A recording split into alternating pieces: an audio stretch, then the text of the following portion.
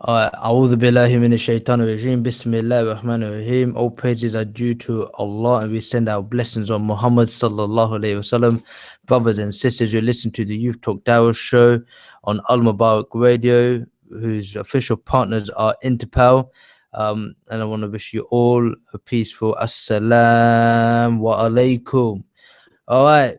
Inshallah, we're going to be talking about marriage. Inshallah, we're going to be talking about, happy marriages. I want to try to make the show, inshallah, exciting, interesting. And for that to happen, I want to need a lot of people to WhatsApp me on 0788 6624 888, or you can WhatsApp Al Mubarak Radio. Most of you probably already have the number, which is 07868 476 Or if you're brave, and it'd be always fantastic to have a live call in, and you can call the number 01924 472 776. That's UK +44 01924 472 776, inshallah.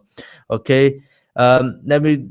Let's look a bit of some background history, inshallah. I'm going to just play you a quick interview that I heard today.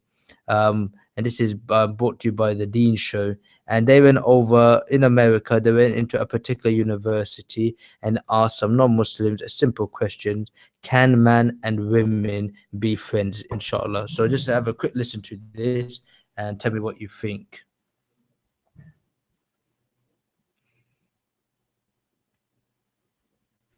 Here we are at the Utah State University Library for some interviewing to ask people if they believe that men and women can be just friends. So let's go inside and see what we can find. Do you believe that men and women can be just friends? Yes. Yeah, of course. Yes, I do. Yeah. I think it'd be hard to do.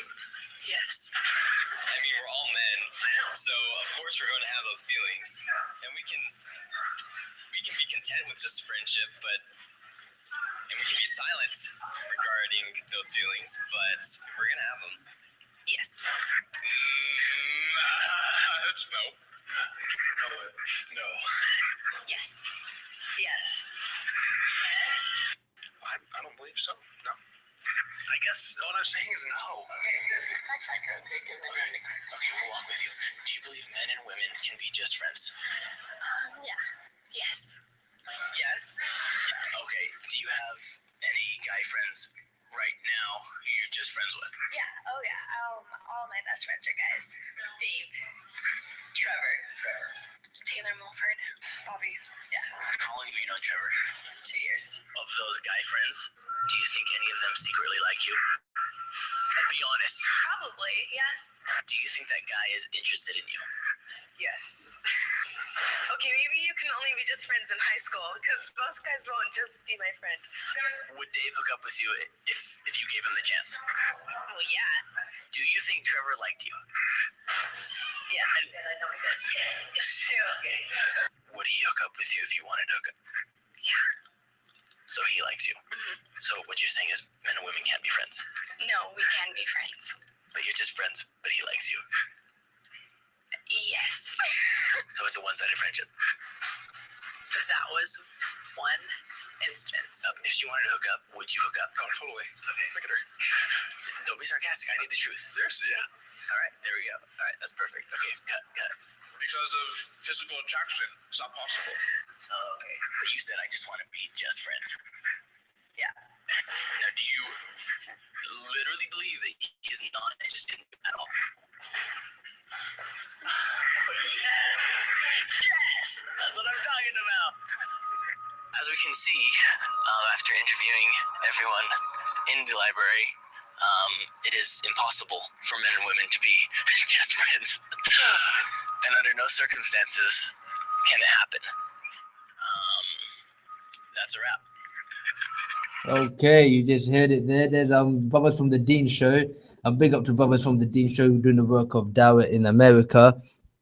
And alhamdulillah, they went down to universities and they did a nice interview with a lot of non-Muslims. It's interesting that they did it with a lot of the non-Muslims and asked a very simple question. I hope you all could hear it properly. Can men and women be friends? Now, the reason I say that is because a lot of the time we know from a man's point of view that is full of rubbish. We know that 100%, and it's annoying when we get the brother saying, "Yeah, man, she's my sister. We're like, homeboy, home girl. Everything's cool. Ain't nothing going down there. She likes somebody else, or she might be interested in getting married to somebody else. There is no feelings there." That's all rubbish, and we know that is rubbish. We know you're just bluffing it. Deep down, there will always be somebody that you're gonna like, and the more, from a man's point of view, the more women you're engaged with, and I'm talking about properly talking here. We're not talking about the one-off occasions that you bumped in a shop and you say, can I buy some milk? And you say, yeah. We're talking about proper friendship, and this is a big problem because a lot of the times you've got a lot of brothers and sisters trying to think they can be friends with each other. They go to school, they study with each other, they do homeworks together, they link up in the evening to study together. And what else? Sometimes they want to go on trips together. You've got people going on charity events, volunteering with charities together, going up treks. There's all sorts of so-called friendship, in Bradford. Subhanallah, you'll see 10 brothers sitting on a table, and then 5 minutes later, a bunch of 10 girls come and arrive at the same table. And you're like, wow, that's interesting. And then later on, they start swapping seats. They want to sit amongst their friend. And, it's becoming a bit of a common issue now that people do think that they can try to bluff their way around it. And brothers and sisters, this causes a massive problem later on. If you watch that video, listen to it carefully, the funny thing is that the men always admit it, that you can't just be friends with a sister, whereas the sisters or the women are saying, no, we can be friends with the guys. I've got loads of guys, because they seem to be the ones who feel that they can withhold and control the relationship and control the situation. And for them, yeah, you're just cool. But from a guy's point of view, no. I'm gonna like one of the 10 girls that I'm friends with, or whichever friends he's with. One of the girls he will like. So that seems to be the reality. There will always be somebody that he will like out there. So if you're a sister and you're listening, you think that these guys are your friends, it's most likely it's going to be that they like you, but you're not allowing them to like you, to take it any further. You are the barrier. You're the one who seems to be in control and stopping it. If ever you just said yes or gave any indication that you're interested, most likely they'll be very interested back with you. Now, this is the problem in today's society living in the West, because we as Muslims try to follow Islam to the best that we can. We try to do segregation for those who are practicing, and a lot of the environments that we put ourselves in, you're gonna have to interact with the opposite sex, which is not a problem. Interacting with the opposite sex, so the question is knowing the limits and the boundaries, and where do you cross over the line. And and it can be very, very difficult. Nobody's saying it's easy. I'm not saying it's easy. It's very difficult. We've all got issues, we've all made mistakes in life, and trying to rectify it can become very, very difficult. The problem you have is that if you're now practicing Islam, it's always important to have that constant remembrance of Allah subhanahu wa ta'ala, that the reason I'm not going to be friends with the girl is that even though in the beginning my intention might be pure, for example, she's just sitting next to me, teacher put there next to me in class, I'm just sitting there, and we naturally get to talk to each other. There was probably nothing wrong in the beginning, but the problem is Shaitan works step by step. He works step by step, and this is one of the biggest problems that we have all over UK. This is the biggest problems that we've got happening around us all the time. People think that they know somebody, they become their friends. I know people who became friends with the girls for years. They got married, it didn't even last long at all. Some people have short relationships, long relationships, and then it eventually crumbles. People have been going out with somebody heartbroken. A guy told me last week saying he couldn't believe that the girl would be like this or like that. Likewise, sisters say the same. You think you know a guy till you got married to them. It's as if now they've got what they wanted. They're completely a different person. And this is one of the main problems that you're always going to have, is a negative experience somewhere down the line.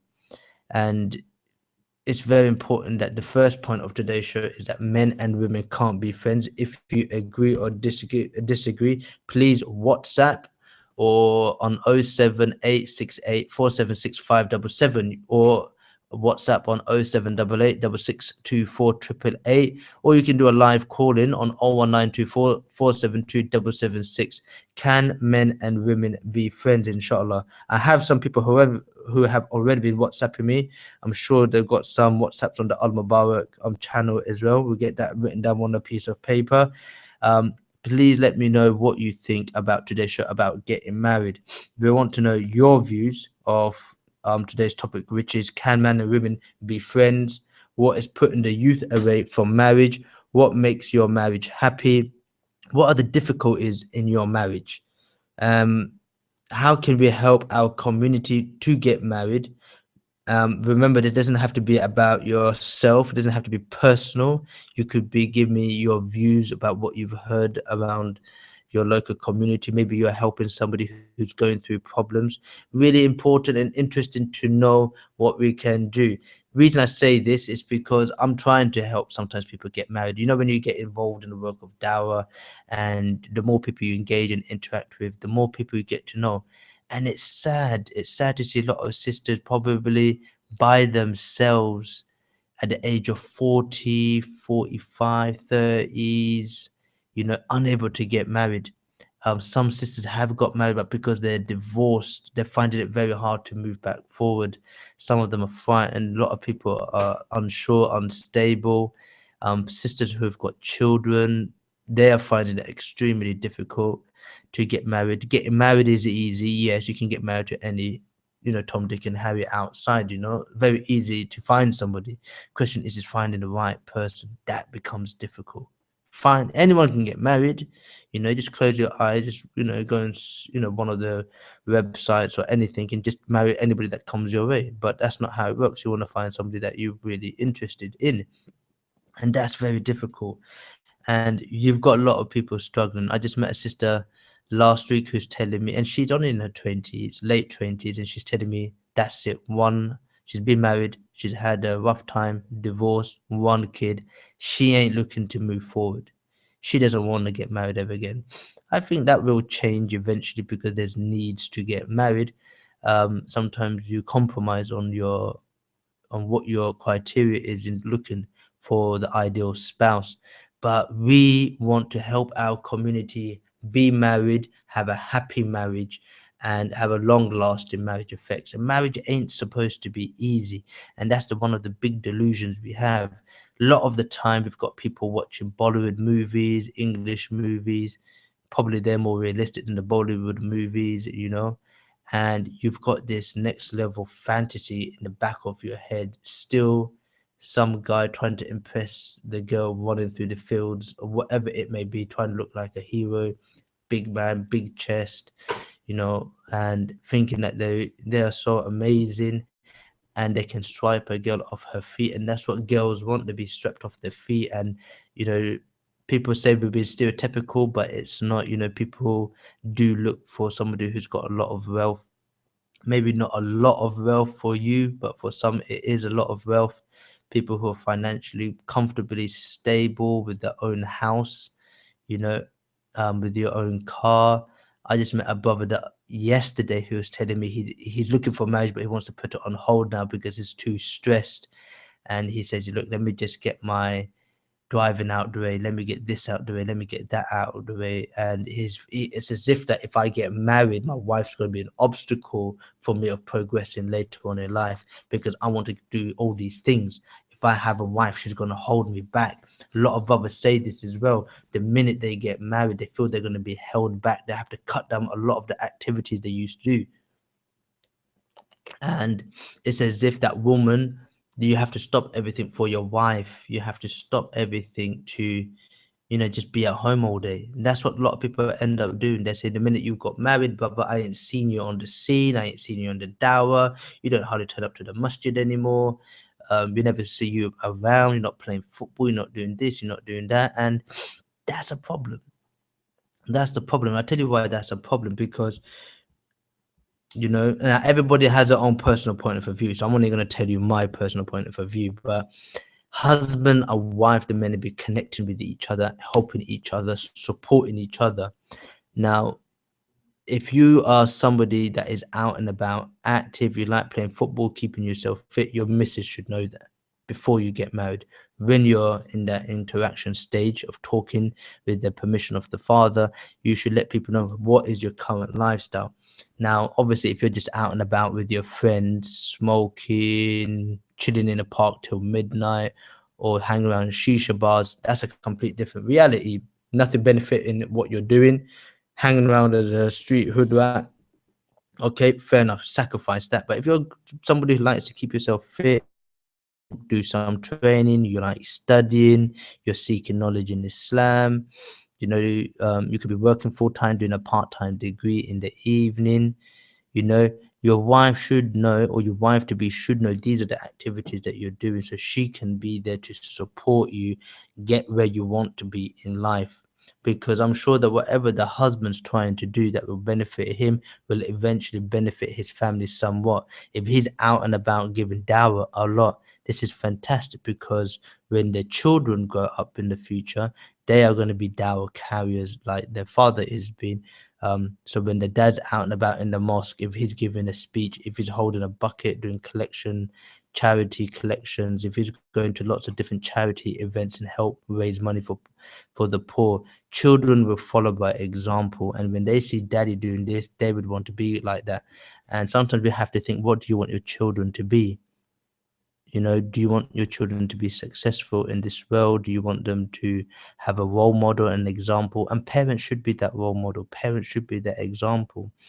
To think that you just wake up in the morning, study, sleep, work, and come home, relax, watch TV all day with your wife hand in hand and go to sleep.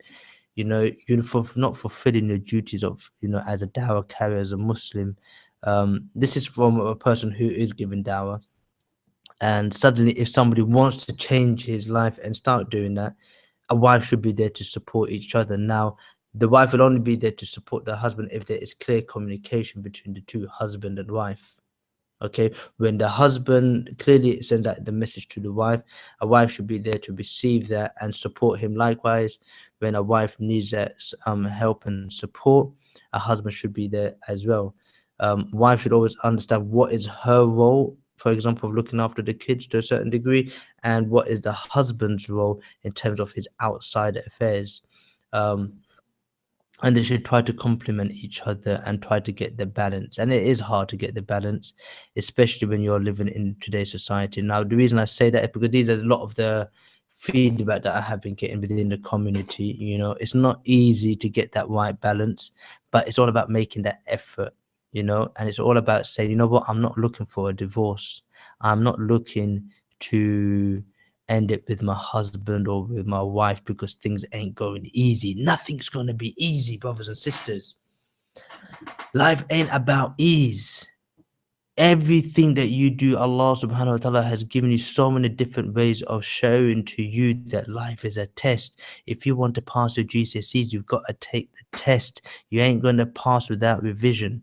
If you want to go to Jannah, you have to take the test by living this life of actions that do what Allah has told you to do and stay away from the things that Allah has told you to stay away from. Very, very simple, yet difficult to do because of all the temptations that are thrown at us. If you want to drive your car on the road, there is a test. Everything that you want to do in life, there is a test. There's competition out there. You want to be a good footballer, get into the team, take the test. Everything you do in life, you've got to take the test. And it's the best people that will get to the best places. It's the best people that will get to Jannah al-Firdaus. It's the best footballer that will get it into the Premier League. It's the best footballer that will get it into the Champions League or play for his country. It's the best student that will make it in to get his degree. It's the best student that will shine amongst everybody else. Some will shine higher than others. Some people will pass and they'll pass in different stages. Some people will only go to a stage GCSE, some will go up to A level, some will go to university, some will get the masters and the PhDs, and some people will excel a lot further than that. So there's loads of different tests that we all have to do, and we have to remember that marriage is a big test, and that is because we're going through so many different challenges every single day of our marriage. There's always going to be new obstacles thrown in your way, and it's very important that we help each other to succeed and go through it all the way. And divorces, brothers and sisters, ain't gonna be doing a lot of people any good.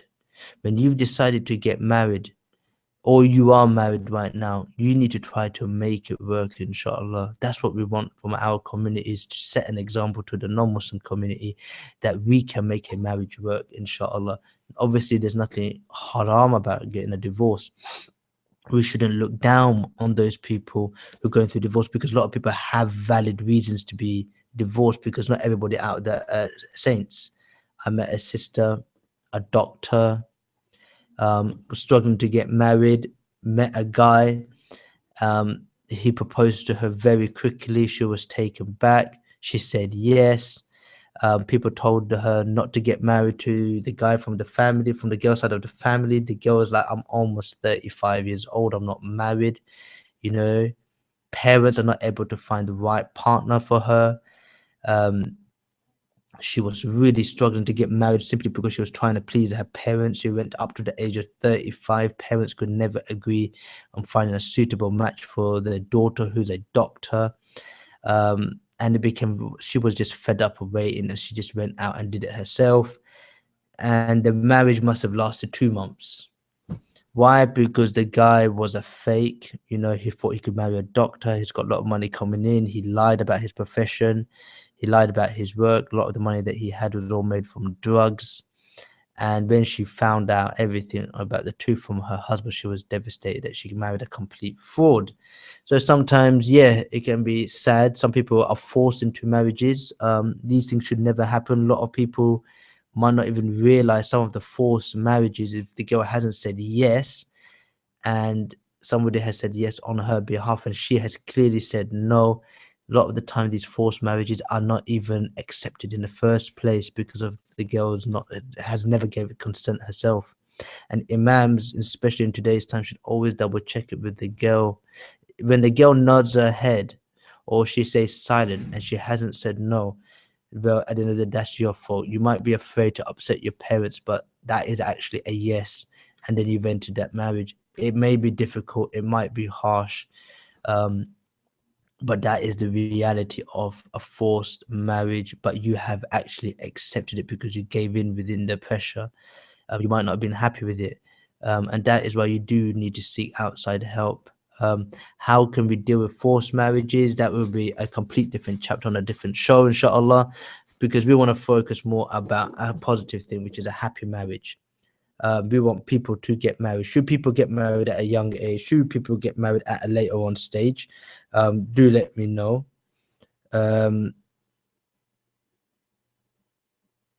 They do let me know what is the suitable age for people to get married. I've got a sister texting me here, telling me, Salam, I am waiting for you, inshallah, to get back to me regarding a marriage potential. I think you've forgotten about me. This is a sister that texted last week. She's looking for somebody to get married. So I told some people, and I'm going to shout out, not their names, but a little proposal. We have sisters who are looking to get married. If you are interested, you can text or WhatsApp the Youth Talk Dawah show. Now, it's very strict guidance. Everything's going to go through me. It's going to go through imams, and we're only allowing mahrams to talk to the mahrams, so we have to vet it very, very carefully. If you are interested in a sister but you're not willing to talk to her father, you're not willing to go through myself, it ain't gonna happen. You need to speak to the girl's father. Or sisters, if you're interested to get to know somebody, you can go and speak to the boy's mother. You have to get your family involved. There is no shortcuts about it.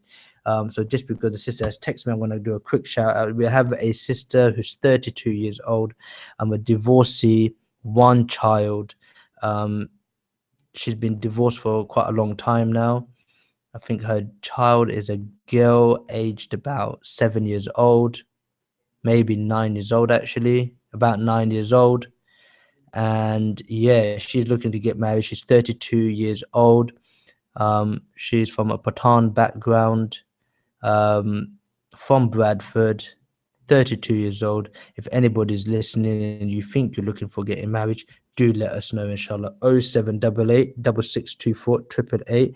That's 0788 6624 888. Or we'd like to hear from you. Call 01924 472 776. That's 01924 472 776. Let us know on the Al Mubarak radio as well what you think about the show, if everything's going okay, and if you're happy with how things are going. If you'd like to make a comment or you have any views, you want to chuck in anything, do let us know, inshallah.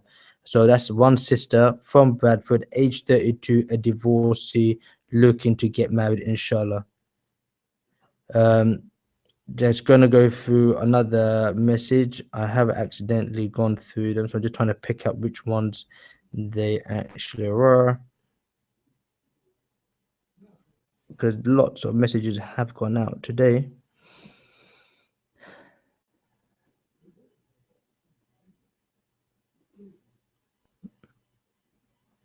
All right, I'm gonna be going through too much of the messages, so we're gonna end it from there, inshallah. So yeah, so one of the questions, like I said, was, is it too young for you to get married? What should be the right age for people getting married? We'd like to hear your views, inshallah. Before we get to that, I'd like to mention there is another brother who's texting me now. He is 36 years old. He's been divorced twice. He's got a child. He's from London. He's about 6'2", and he's looking to get married as well. Ideally, somebody from a Salafi background, inshallah. So that's somebody who's looking to get married, ideally from a Salafi background. So if anybody knows of anybody who might fit and suitable for that criteria, do let us know, inshallah. Now, that's another thing I like to mention. Getting the right match can be very, very difficult. The girl who was 32 years old, she's from a Deobanda background. We've got a 35-year-old brother from a Salafi background. Now, there is nothing wrong in Islam. We don't care whether you're Salafi, Belvi, Deobandi, whatever it may be that you are. A lot of people are neutrals, but sometimes it's all about compatibility. People who have the right understanding, right thinking, right criteria. Some people are not really fussed, when they get married. Like when I got married to my wife, she doesn't follow a particular sect, neither do I. Very neutral, and we keep away from the sectarianism side of things. However, for some people, they're very, very strong in Tablighi Jama'ah, and a sister probably expects her husband to go for 40 days a lot. God knows. Some people won't go at all. So some people are quite strict, some people are not. So it's important that you try to find the right compatibility. That's why I never ever push people to get married. I don't like to get involved in that side directly a lot, because you never know what you're getting yourself into, and you don't want to take responsibility on those issues. So what we do say is we are here to help network the community. We've got people all over the world looking to get married. Last week, we got a sister from somewhere in Europe, Norway or somewhere, looking to get married. She's 41 years old. Again, I have found a brother for her. Inshallah, just waiting for the contact details to come through so we can take that forward. If you're looking to get married, you want to get married, do let us know, inshallah. What is putting the youth away from marriage? This is a serious issue now. When I was young, I'm only 32 years old now. So when I was young, a lot of the peer pressure was that you don't have enough money to get married. Marriages can be very expensive. People expect to invite a lot of people to the wedding.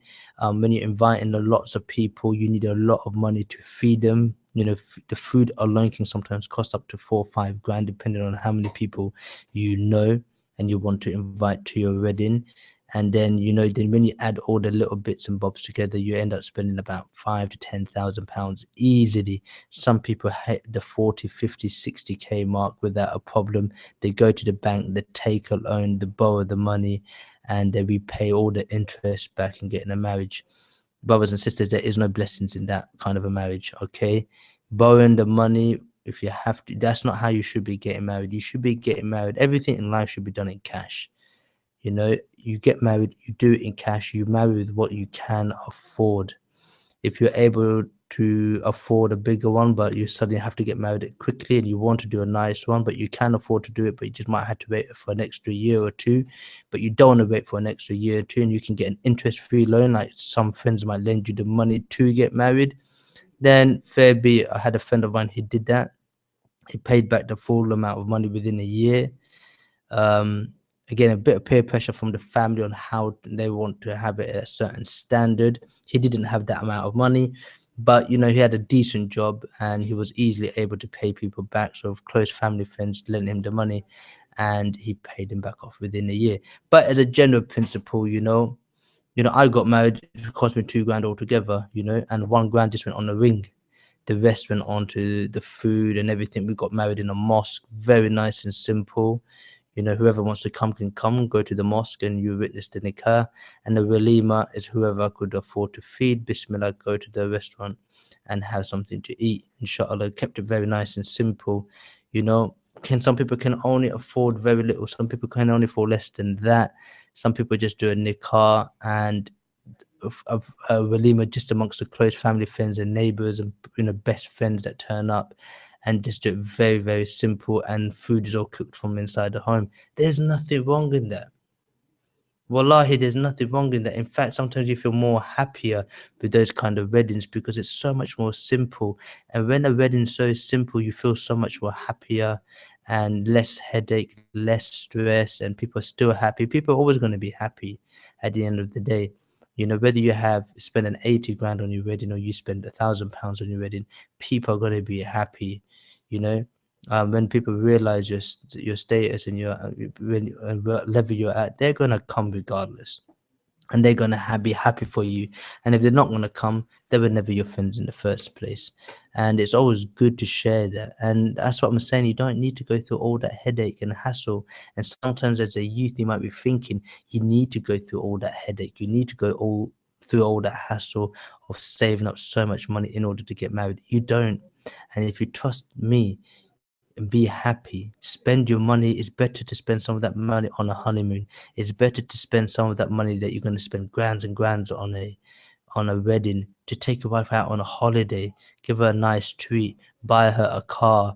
If you had that amount of money, there's so much more beneficial ways you can utilize that money than splash it out all on one night on the course of a few days. And they will say that is going to be a one-off lifetime experience. Yes, it is. You can make it nice without wasting a lot of that money, though. That's the whole point. You can still be very, very happy. And, you don't need to waste a lot of this money. And I think that's a big thing that a lot of people are doing today. One guy spent 80 grand on his wedding. His wife insulted his mother on the day of the nikah. He divorced her on the day. £80,000 gone with the blink of an eye on the day of nikah. That's something to be remembered. That's going to be remembered. That's gone on to my show. That's gone all around the world. People have always been talking about it because it was shock. It was sad. It was sad, but sometimes these things happen. I know friends who spent saved 20 grand cash to get married, and they were devastated when their divorce happened within 2 months. Devastated. And when they look back, they think, forget the divorce, they think that was 20 grand, man, cash gone. £20,000 cash gone. So yeah, you don't look at the fact that you might be divorced there, but I'm trying to say is, there's so many better ways on how you can utilize and spend your money. And you don't need to imitate a lot of people and follow a certain trend, wherever it comes from, to spend ridiculous amounts of money in order to get married. Like people are saying now, the youth, it's easier for you to get involved with zina yet then to get married. What's the headache of zina? If you haven't got God consciousness, you can just walk out and about, chirps a girl, you've got your needs, satisfy it on the spot. You can satisfy your needs on day one. You understand? You can have a girlfriend and you're not going to be happy overall, but it's easier to go and do zina. But to go and get married, which is one of the things about marriage, is preventing the youth of getting involved in zina. Very, very difficult because we've got too many obstacles. When you want to get married, now let's be honest, as parents, I would like to hear some of your views if you're listening. I'm a bit quiet on the WhatsApps. So we'd like to hear your views. 0788 6624 888, or do call in 01924 472 776. We want to know what is stopping you of getting married. What is stopping you of your children of getting married? Why is it that you don't want your kid to get married at a young age? What is stopping your child of, why can't you support your child? If you have a son, he's 18 years old and he's clearly telling you that he wants to get married, instead of trying to make him hold his instincts for the next 4, 5, 6 years later, and he's probably had those instincts since the age of 13, and they're getting stronger and stronger and stronger. He sees a lot of women, he's surrounded by girls at college and at university, and you're telling him to go through the whole life cycle and become a sheikh in between that at the time and have that strong iman. It's not going to be easy. A lot of people do mess their education and their lives up because they do fall for another person. I've got a guy saying, I'm going to marry so and so no matter what, whether her dad likes it or not. You understand? If the girl says yes, willing to destroy parent child relationships because the guy wants the girl. The girl is willing to destroy her relationship with her family because of a guy. And these are the problems that do happen. Now, why are people getting put away from it? Why are parents saying no? Because he comes from a different caste. He's not a Gujarati. She's not a Mirpuri. He's not a Pathan. He's mixed race. He's an English convert. So what are you talking about? Or they're Arab, we're Pakistani, two complete different cultures. It ain't gonna work. And sometimes you might think, hold on, but they're good people, nice family. Yeah, you might be different. Yeah, you might have some issues, but you have to put preferences sometimes to a side. Look at and identify what are the key issues in a marriage that will make a marriage work. Has something good came about, and what are the negatives? People who may be completely different from different cultures, you as a parent might not be used to that. You might have been born in India, in Pakistan, and you come from a complete different thinking than your children. Your children can have a complete different way on dealing with things because they're born in the UK. They are able to adjust with people from the UK. They're able to adjust with different people from different backgrounds. You as a parent might not be able to deal with that, so you might find it difficult to see that. You might find it difficult to think, how am I going to treat that kid, that daughter-of-law of mine or son-in-law, because they have a different mentality. But what you should be happy is, my son or daughter are happy in their marriage, they're getting involved, they're getting happy along, and you're there to support your children to always be happy. And you can always, now when you have difference of opinions or you have a difference of ways of doing things, sometimes, you know what, some people might have a better way of doing things than you have, and we have to try to understand other people a lot more better and look at what their strengths are, what kind of good qualities are they able to bring towards your child. My sister got married to a Moroccan guy, for an example. We have no Arabs in our family. I kind of realized when I was talking to the guy that, what, he's different. But he's actually a cool guy. He's different. Oh, we've got a call coming in. Hello, assalamu alaikum. Is it working, Sheikh? Assalamu alaikum. Assalamu sister, how you doing? Alhamdulillah, I'm great, thank you. Good, fantastic. Jazakallah here for tuning into the Youth Talk Dawah show on Al Mubarak Radio. And where are you calling from? My name is Rabin. I'm calling from Blackburn, actually. Blackburn, fantastic. Oh, Rabin, I think I know you. You've done our challenges before, yes? Yeah. I just wanted to make a comment. I think your show is so important felt I had to make a comment. Okay, Bismillah, Jazakallah. Are you watching this on YouTube or online radio? Online. Okay, fantastic. Alhamdulillah. So what kind of comment would you like to say, inshallah? I think the topic is so important. The topic of marriage. For the youngsters, these days, it's such an important topic. I have a niece who's wanting to get married, and Inshallah. then I think sometimes, that issue of communication between parents and what the young person wants and what the parents want, sometimes two different things. How old is your niece? She is 26 now. 26. That's an issue in terms of, whatever she wants. I think sometimes what she wants is not there. It's like an ideal, perfect person, which really sometimes doesn't exist. True. Tell you the truth, it's like I've spoken to her, and it's like, well, yeah, the ideal person has got to be this, got to be that, got to be this. So I'm saying, well, really, you're wanting 100% perfection, you're never going to find it. It doesn't exist. But do you think sometimes she could be afraid to get married because sometimes a lot of people are getting divorced, and she's probably I would say got. that the biggest issue is the fear, and I think the fear is sometimes of responsibility, and that responsibility, obviously, of everything, and a fear of more so. I think it's a fear within, it's inside. Does she get a lot of support from yourself, from her parents? Yeah, absolutely. So that everything around us, we were there. But I think sometimes it's just the knowing where to look. You can't really go to places where it makes environment. So it's just sort of really it's very difficult.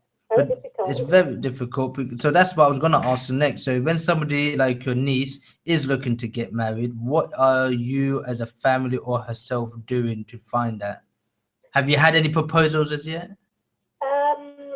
No, I think the family itself, I think there were initially some issues in terms of what the grandparents wanted was to get married to somebody sort of abroad, and that I really, really supported her on that, and that's something she didn't want, and it was so important that she was given that choice, to make that decision.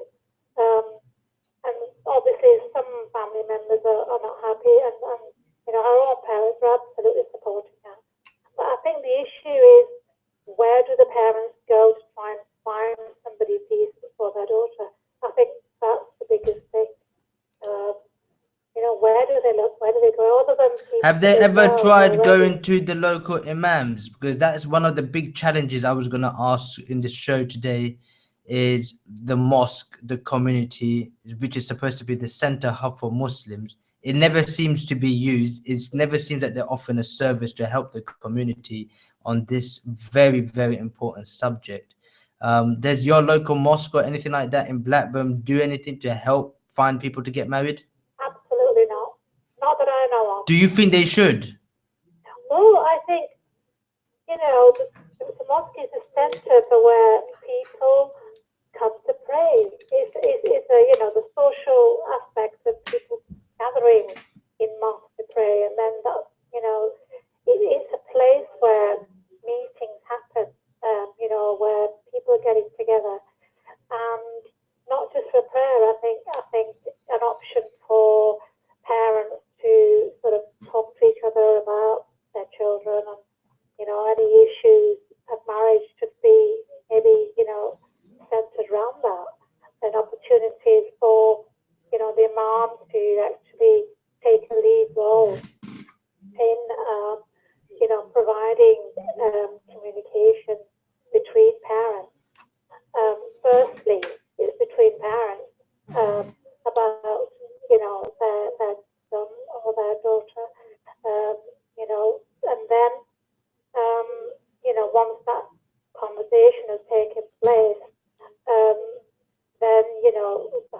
family should be introduced to each other in a safe environment.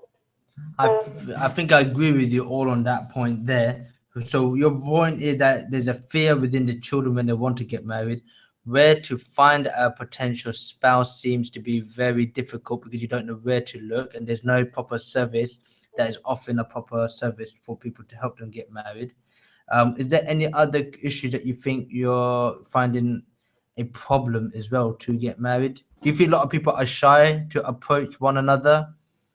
Or would your niece feel shy to tell you herself, like, I saw a guy today, or, at work or something She's like never that? said that. I mean, she's never said that. She's always, she knows that, one day, yes, she has to, and then she just sees that it's her parents' responsibility, so she really doesn't really take a lead role in it.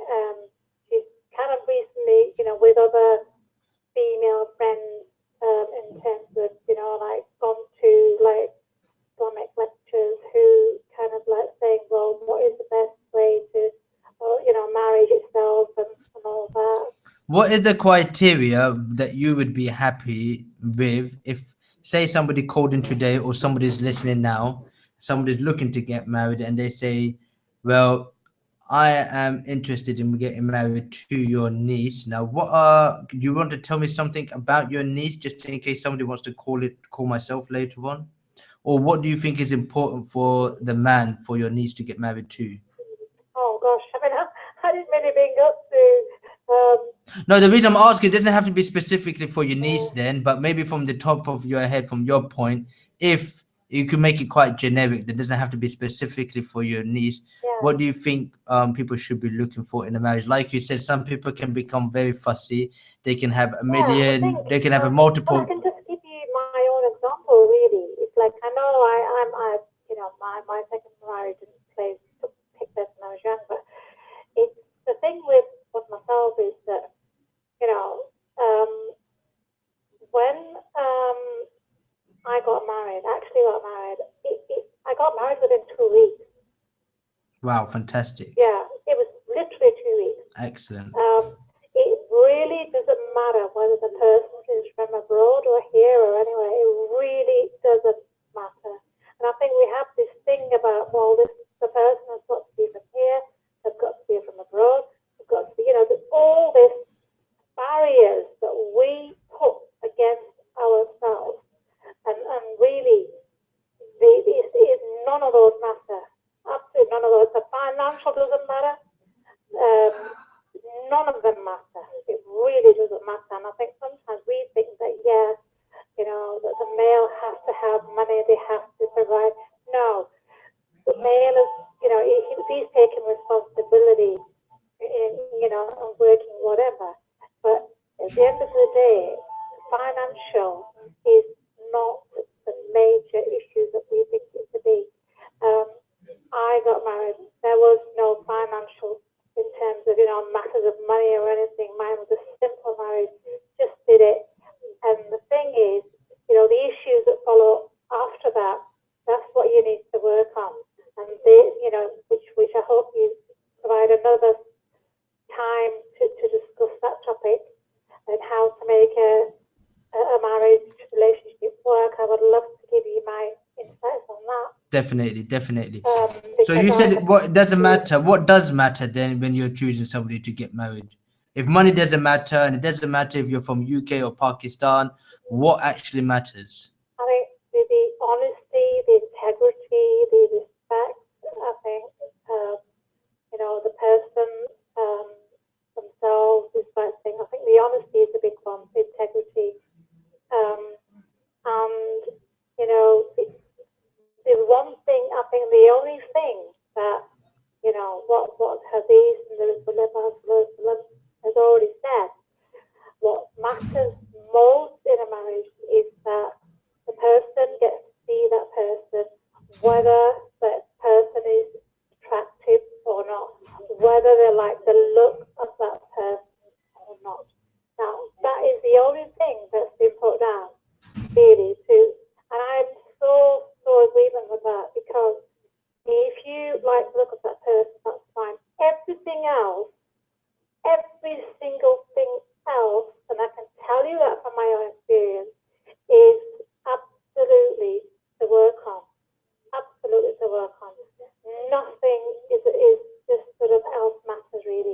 you say looks then matters?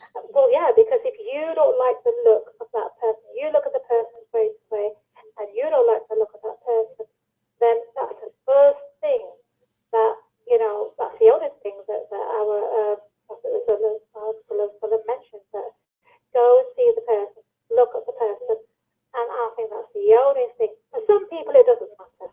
Some people who say, well, looks doesn't really matter, and I just like to know, I want to get to know the person. That's the biggest mistake. It's like, oh, well, I want to get to know that person before I get married. And you know what? You're never, ever going to get to know that person. 100% agree. Until you get married. The issues that happen within that marriage, as I said, it's a separate topic altogether. But we to make a marriage work, it's completely separate to thinking, oh my God, I've got to get to know this. I didn't get to know my husband. I met him. We had like one conversation in terms of, like influence of family, right? Okay. And that, and after that, it's just the issues that you work with. Nothing else matters. It really does. Okay, so when you got married in general, so you looked at the person's looks, and you looked at the person, if you judged for yourself if the person was honest, you kind of liked the way he presented himself. Yeah, the background, I think for me, because I was lucky, the family background was already, he was in the family, so we kind of already knew the background. I think that's something that one could do a bit of research on, or about the background of the family, whether the family, is saying who they are, and in terms of respectable and the whole thing. And some people want to know that, So it really is nothing more than that. Okay. And if that is fine, then money and this and that. And how long have you been married for, sister? My second marriage, I've been married now 4 years. 4 years, alhamdulillah. Well, we pray that Allah makes it a very successful marriage, and you have a very, very long time in this marriage, inshallah. Sister Babina, I'm going to have to cut you off from there, but thank you very much for calling in, and we make dua that we can help you find somebody for your niece. Is she living in Blackburn as well?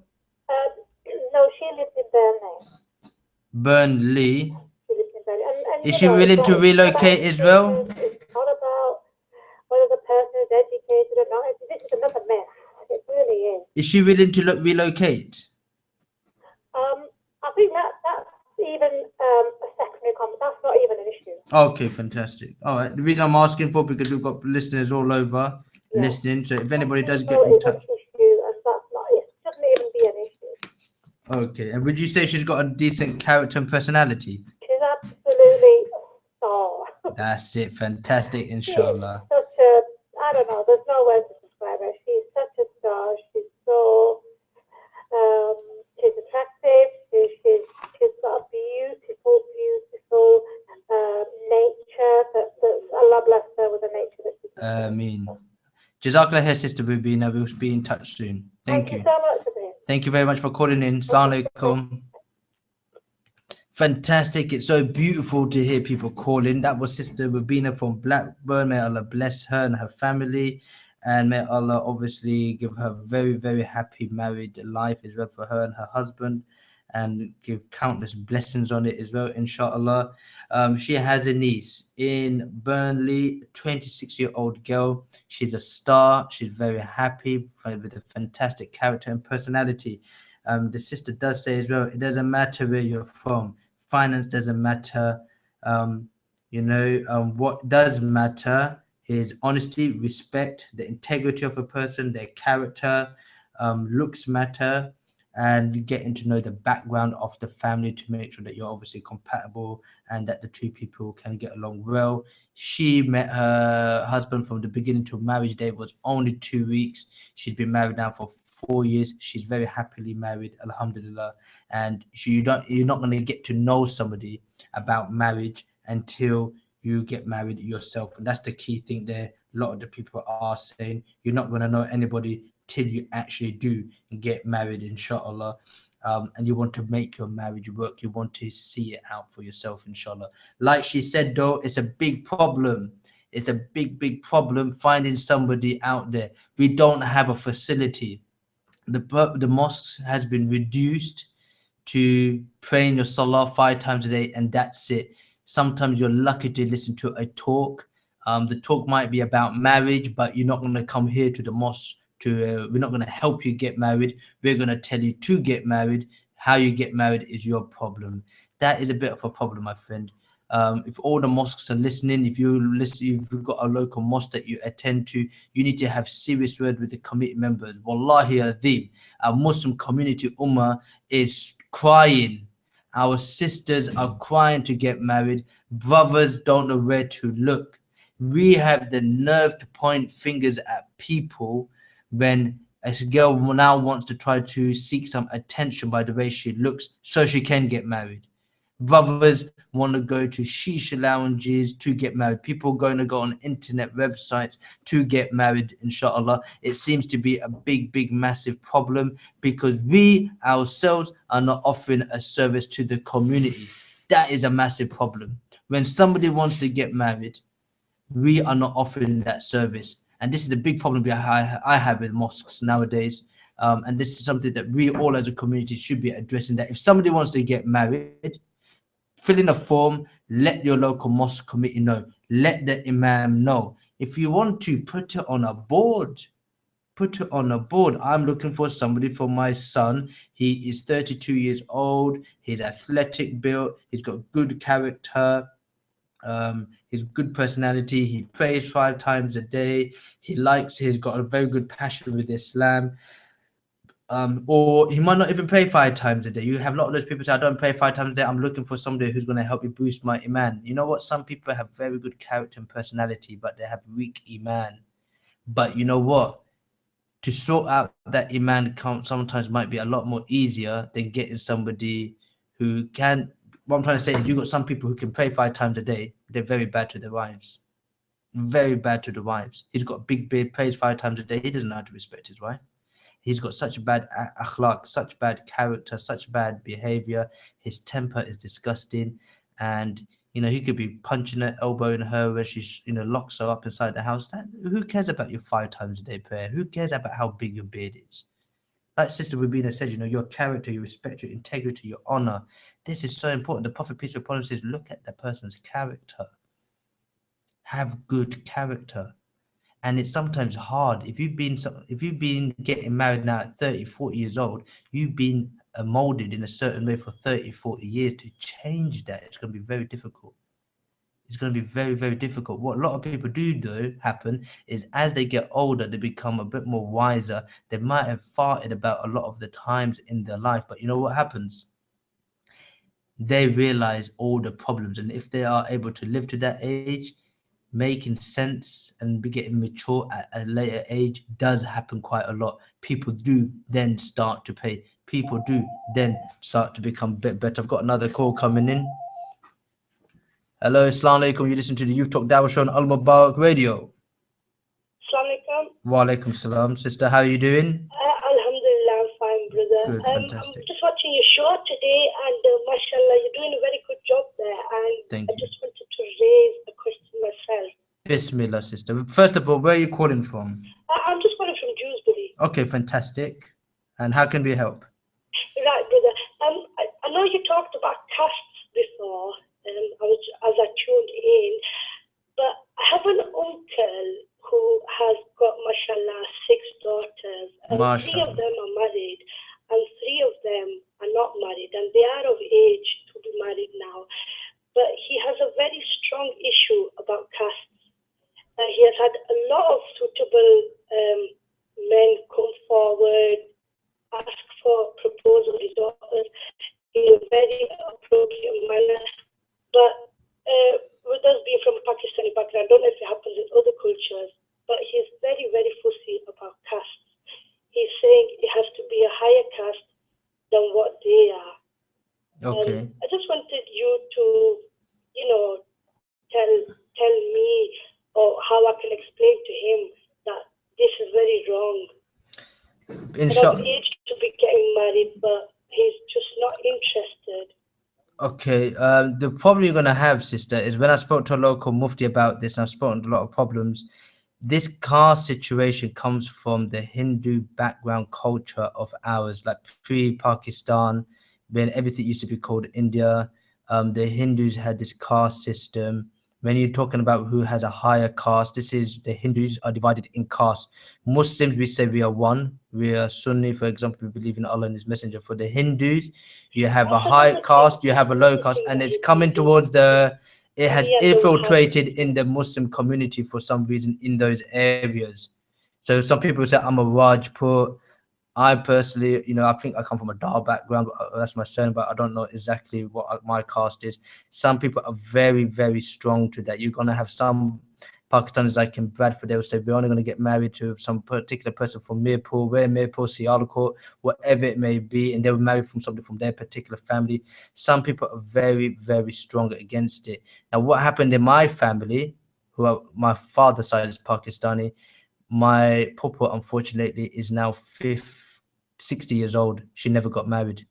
Two of my cousins, doctors, graduates. One is not, they're both in the 40s now. They got married in the late 30s.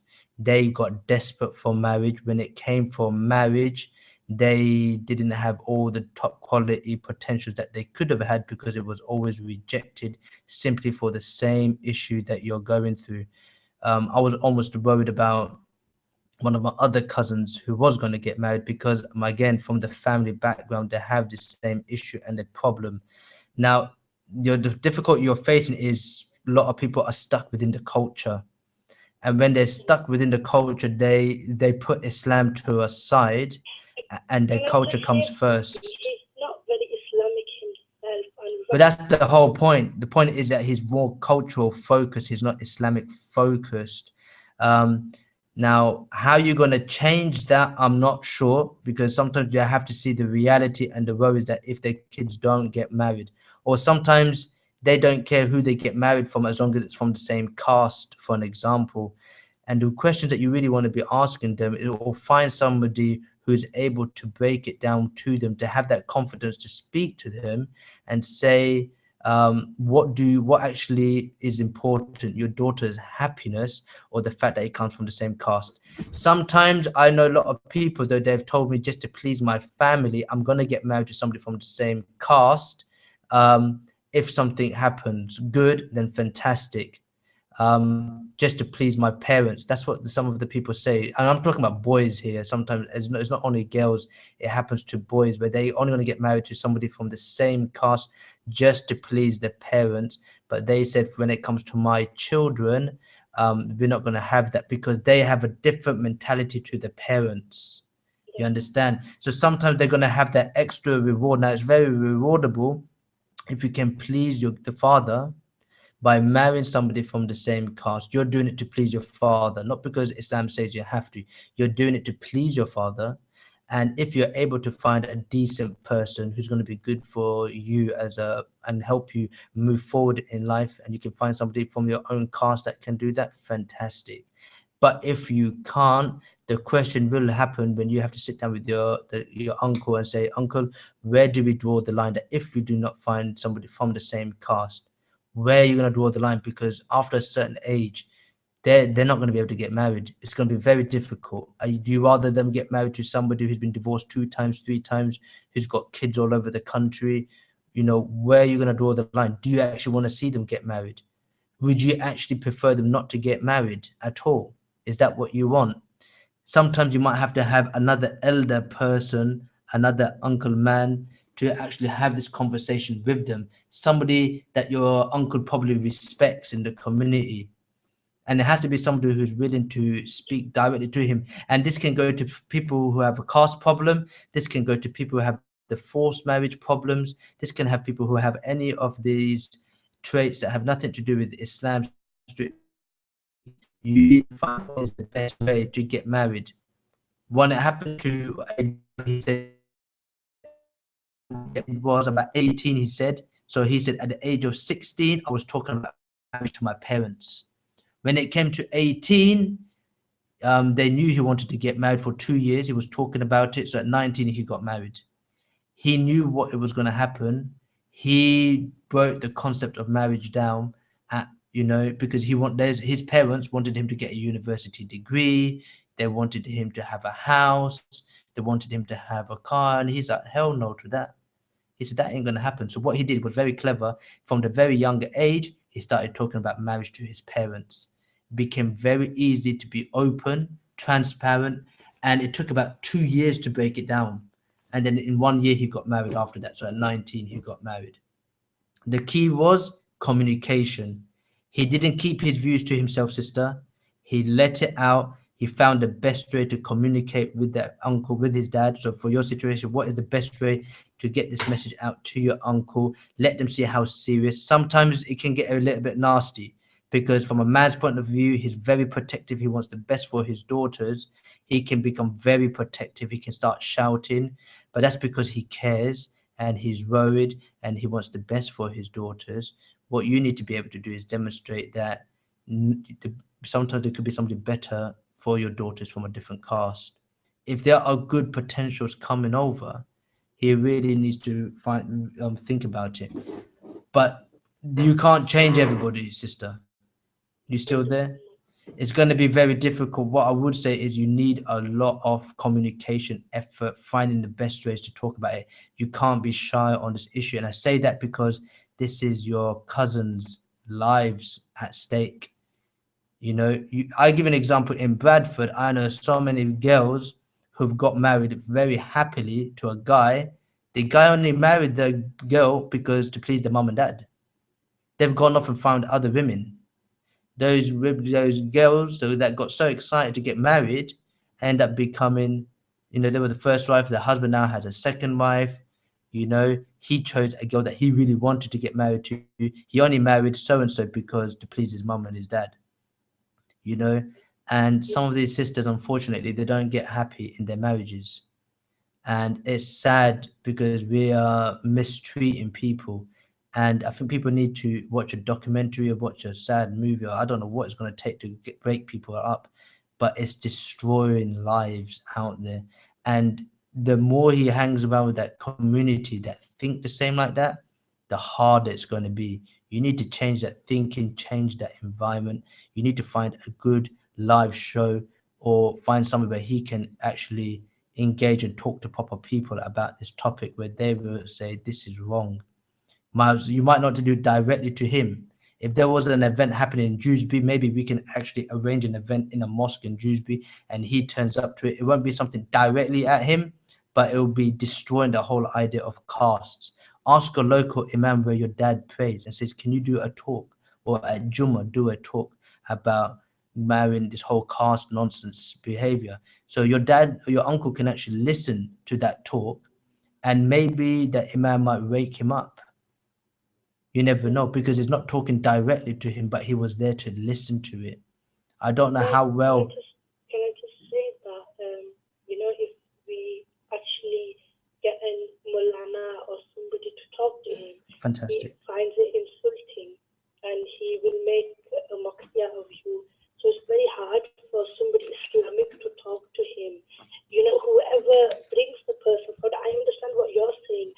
If we were to say to him that, uncle, if you come to the mosque, he has got cancer now and he is in a very critical stage, but he just doesn't understand. He also says, I'm going to, what if something happens to me, these lot are going to be married, but he doesn't want to take that step. Then what I would say, sister, is that if you're from Bradford, listen to the show and or text back again later on privately. You can take my number. There are a lot of. You can give me your number and. I'll give it to you now. Have you got a pen and paper? Yes, I have. 0788.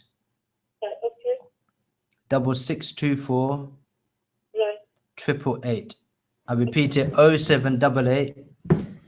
6624 888. That's the Youth Talk Dawah number.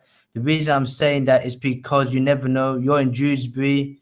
You have got Bradford next door, which is the third largest population of Muslims, especially Pakistanis, in the United Kingdom. Maybe you might be able to find somebody from the same caste that could be a very nice guy, suitable for the, because if you get that, then you've hit everything in one stone. That's right. Do you see what I'm saying? Like my friend did, he told me he's a Bengali. Ideally, he wanted to get married to a non-Bengali, like a convert. But he said, for my mom's sake, because she only speaks one language, she only speaks Bengali, I'm going to do something just to please my mother. Eventually, he found a sister that he loves to bits. Even if you look at his WhatsApp, it's about his wife. He can't stop talking about his wife, and he's head over heels. You know what? He was patient. He waited. He wanted to please his parents. He knew he could not change the way his parents think. But you know what? After some time of sabr, Allah blessed him and rewarded him with a girl that he could not even believe having. What it was even more deeper, sister. I tell you this: just before marriage, 1 year before he got married, he had that skin problem where your skin starts losing the pigment color. So his brown eye starts getting white patches on his face. The girl wasn't even bothered about it, and he was just, he had the girl that he never thought, the girl that he wanted he could get. Her Islam was amazing. She's from a very respectful family, a wealthy family. You're gonna start looking at these boxes. She's not poor. They come from a decent family, wealthy family, respectful family. All the good tick boxes, and she said yes to him, and he's very very happy. She's very very happy. They have children now. So sometimes you never know, sister. If you encourage your cousins to have patience, to have sabr, again, you might not be able to change your uncle's viewpoints, but you know what, you might be able to find somebody good within the same caste community, just to please their father, and they might even have a good guy on board as well. And if I can help you do that, I will do my best. You've got my number. Text me the details. I am going to be going to visit a lot of the mosques and try to get them to encourage, to help people in their community to get married. And if we can find somebody from the same caste, inshallah, you will have a bonus. Okay, that's good. Thank No you. problem. Jazakallah khair, sister. Let's Assalamu hope alaikum. we get somewhere with this. Inshallah. Okay, bye. Thank you. Bye. Jazakallah. Barakallah fi. Assalamu alaikum. Well, fantastic. Some of the calls are coming in. If you are interested, you can call in live. The telephone number to call. Always get your pen and paper, mobile phone ready, so you can always take it down. So if you do want to call, you can call. The number to call is 01924 472 776. That's 01924 472 776. Or you can text me or WhatsApp me personally on 07868 476 577. So that's the Al Mubarak radio number, 07868 476 577. Or you can text me personally or WhatsApp me personally on 0788 6624 888. So we've got a sister there who just called in, a big problem with the caste issue. Father's got 6 daughters, 3 of them married, 3 of them to get married, and he's rejecting excellent potentials simply because they're not from the same caste. And like I said to the sister, to change somebody, like I told the other sister early on, to mold a person, to change some people's thinking at a later stage in life can be extremely difficult. And like I said, the older generation have a different reality to our generation, and our generation is completely different to the new generation. And it's very important to keep in touch with the times, and that's by talking to the younger generation, find out what goes on, find out how they think.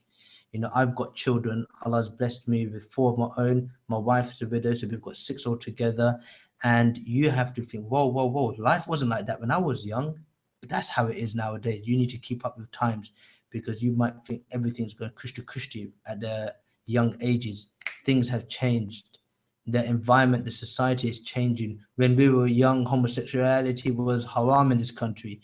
Now they're teaching it in the schools. They're thinking everything will be changing. You need to be up to date with the current affairs, find out what's going on. So for this particular sister, if you're in that situation where you have parents who are the forced marriage issue, you have to come from the same village, you have to marry your cousin, some of these things will be very, very difficult to break away from. I do encourage people to talk to them as much as they can, have that personal relationship. Your father and mother do love you. The first 1 or 2 conversations can be extremely difficult, but in time you might be able to break them down by the way they think. In Bradford, for example, I know a lot of kids now who've got this bowel problem, that disease where their parents were cousins, their grandparents were cousins, their great grandparents were cousins, the whole khandan are full of cousins. What ends up happening, you have that disease that happens later on down in life, and it can be, you have a big blood problem, and it stops you of doing lots of things. You can still be a normal child, laughing, kicking, but I don't exactly know the details of it, but it's very common in Bradford where children have that bowel and they have to go hospital every single month for the rest of their life to have blood transplant or something like that. Um, and sometimes you are carriers. Sometimes you might not even know that you yourself could be a carrier. If you've got one of those situations where a lot of cousins, you come from a family where a lot of cousins have got married amongst each other, you yourself could be a carrier of bowel. And if you marry another person who's also a carrier of bowel, most likely your children will actually develop that disease. So these are things that you have to look into. You have to be wise, care for your children, wake up to this reality, put the Hindu cultures to a side. We are Muslim now. Maybe our great grandparents might have been Hindu. That ain't us anymore. We're gonna put the Hindu way of life aside. We are Muslim, proud to be a Muslim, and we follow Muhammad sallallahu alaihi wasallam and the sunnahs on how to get married. What are the important things of getting married? And the Prophet sallallahu alaihi wasallam says, when you choose a spouse, choose a girl that is good in her deen. You could get married to a girl who's beautiful, nothing wrong with it. Nothing, you can get a girl who's wealthy from a high status family background, but the Prophet, peace be upon him, says choose somebody of deen. When a girl is looking to get married, choose a guy of good character. For me, those are the two important factors: good character, good deen in the woman. The woman's going to be, the main person that's going to be raising up your child. Etiquettes, character, and how to live a way of life outside. You're going to learn a lot of that from the father.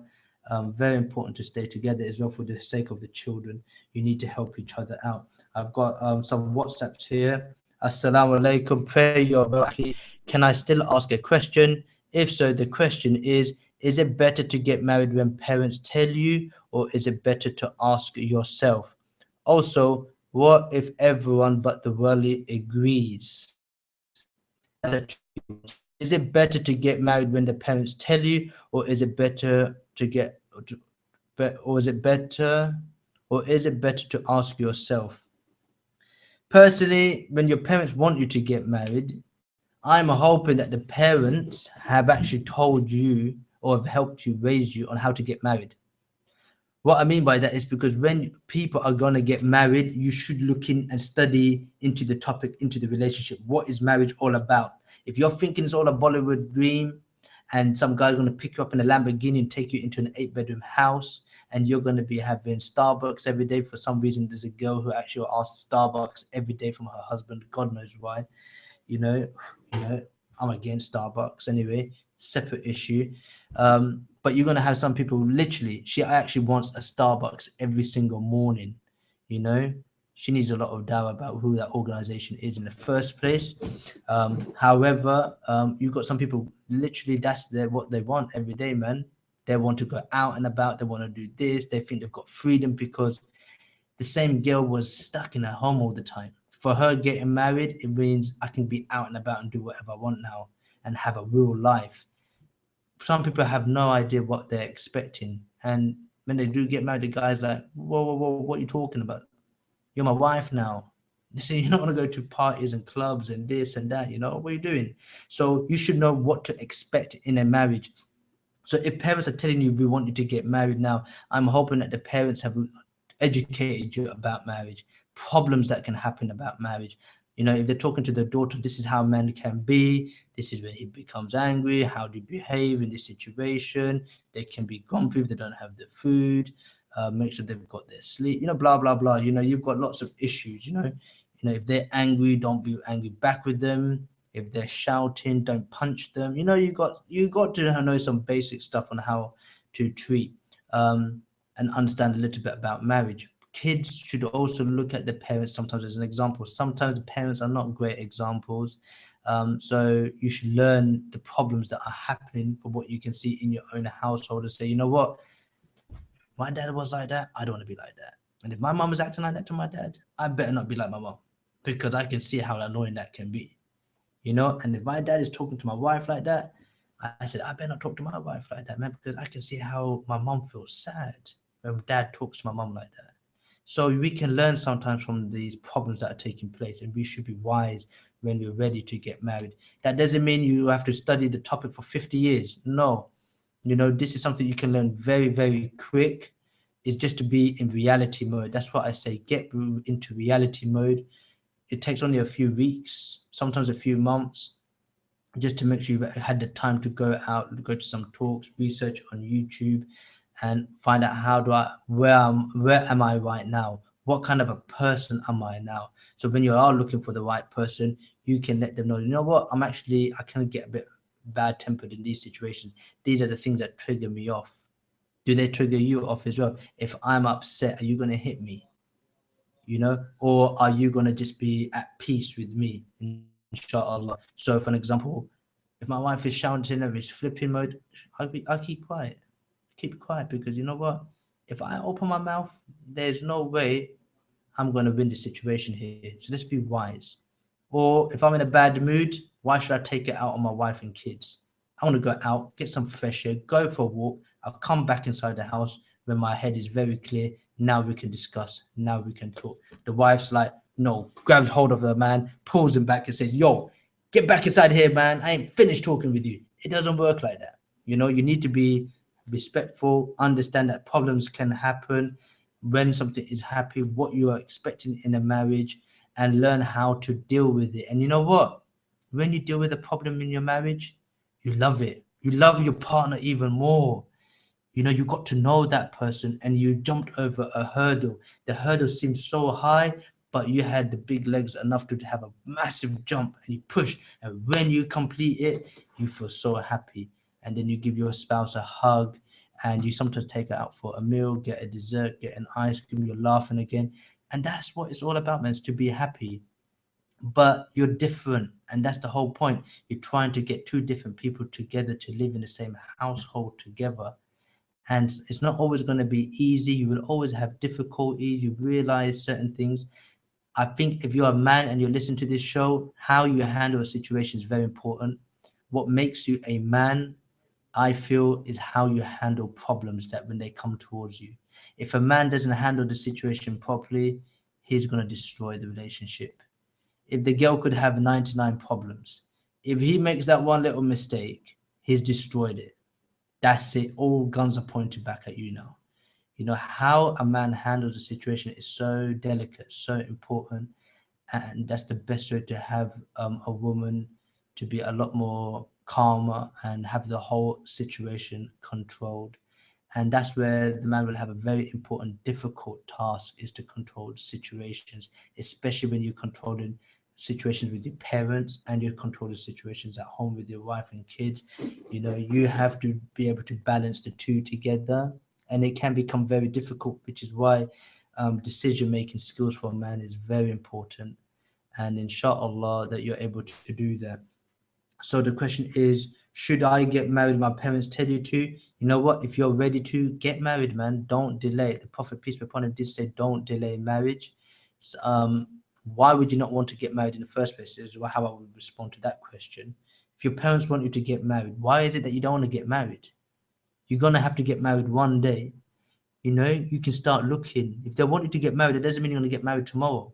It could mean, okay, let me start looking around. There might be some good guys coming over.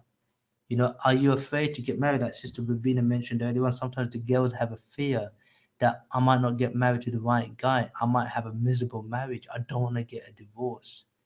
Who told you to get married to the first person that comes across your way? Do istikhara, pray to Allah, you know, and the people who turn to Allah all the time, we pray that Allah will give them something great. If Allah has given you a trial, remember this life is a test, and Allah wants to know how do you deal with the tests that come across your way. Allah is testing you. So when you put your trust in Allah, trust that Allah is doing something for the best for you. If He's giving you a hard person to deal with, or a hard girl to deal with, that's your test. And how do you deal with the situation? Are you going to go all jahil? Are you going to go and cheat on her? Are you going to go start swearing and insulting on her? Are you going to start racking her up? Are you going to forget the rules on how to deal with problems that Allah has told you to? Or are you going to be tempted by the shaitan? Allah could be testing you. Allah could be testing your weaknesses. So that is my advice, that whatever happens in your life, you have to remember the purpose of life is to worship Allah subhanahu wa ta'ala. When you've got that in your mind, any problem that comes your way, now you're going to be thinking, as a Muslim, how do I deal with this problem? As a Muslim, Allah has given me a problematic woman to deal with. Should I divorce her? Should I not?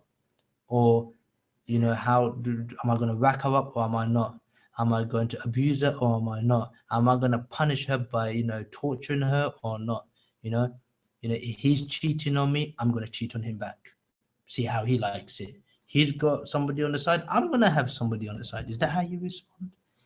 How are we going to deal with these situations? How do you deal with these tests that Allah has put in front of you? Remember, everything is a test. You're being tested. You might not be the problem, but the question is, how do you react to that problem? And that is the key.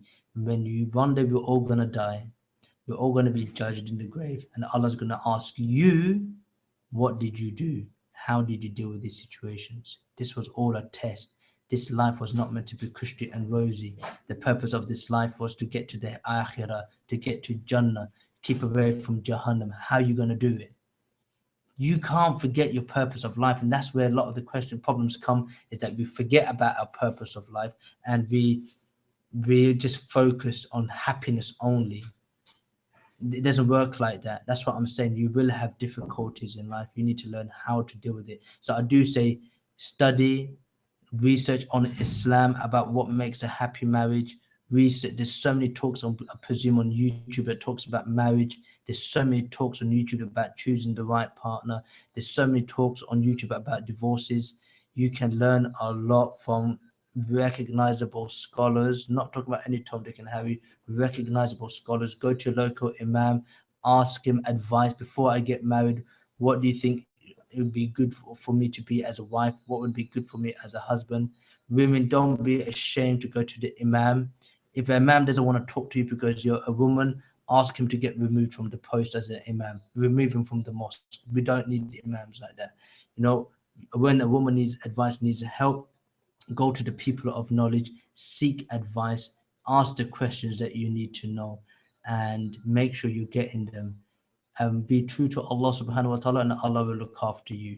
If Allah has given you a test and a trial, He hasn't abandoned you. The question is, have you abandoned your Lord?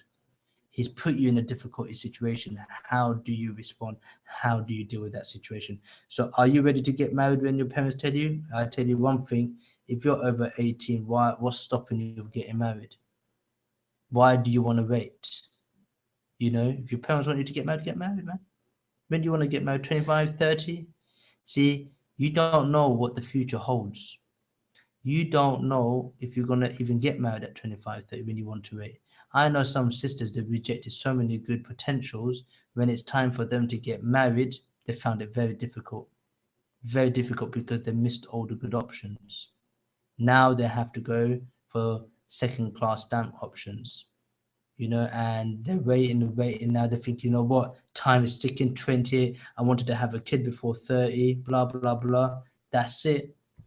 They don't know. You never know what could happen. Point being is, if I think it's a hadith as well, if something good comes your way, why do you want to say no to it? Meaning, you're not rushing to get married, but if something good comes your way, what's stopping you from saying no? Inshallah. Another one is, you did say, or is it better to ask yourself? I'm not sure what you mean, ask yourself. Is it better to get married when your parents tell you to, or better to ask yourself, i.e., maybe I'm going to tell my parents, when I'm ready, now you look for me? Like I said, you shouldn't delay marriage. That's my personal advice to anybody. I would say that to my own daughters. For my own daughters, I want them to become like school teachers when they're young. Like assistant teachers and everything, help them how to deal with different children, how to deal with the lots of children and of different personalities, how to educate them and teach them, because I want my daughters, inshallah, when they grow up, to become teachers themselves, to be able to teach their own children. That's a fantastic skill to be able to teach.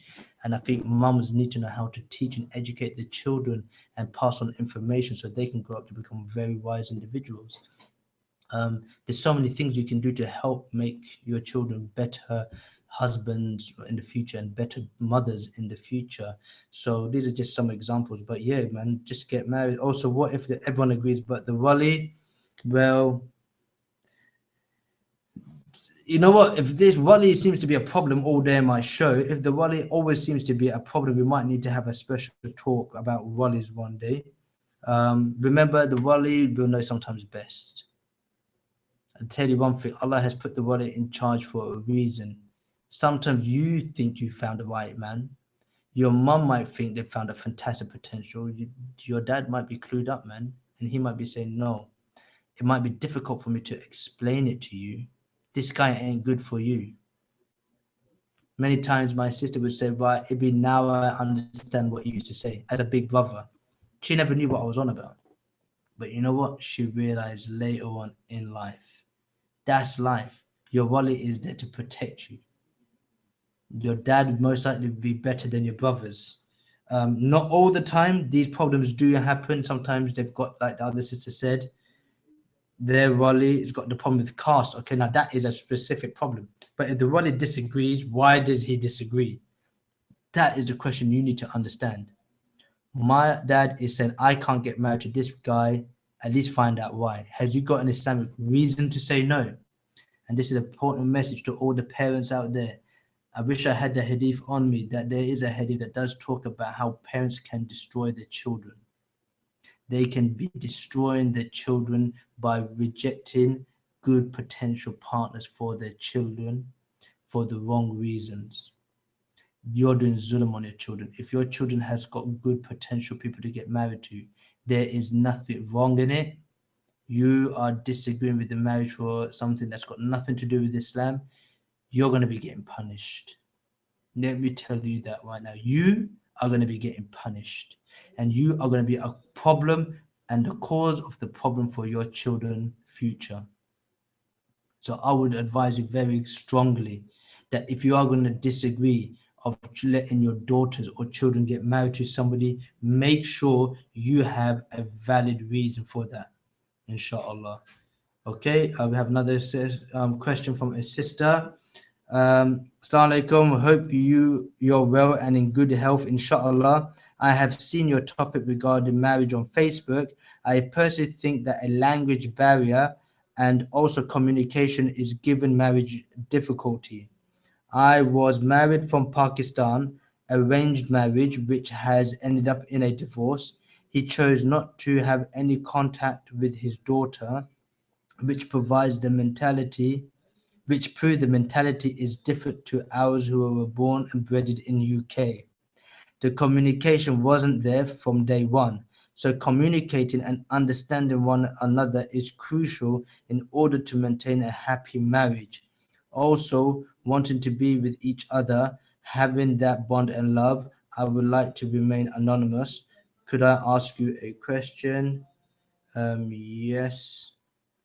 I'm on air about you now. Go ahead, inshallah. So I just want to read that again. So this is the main point that she was saying here, is that she's ended up in a divorce.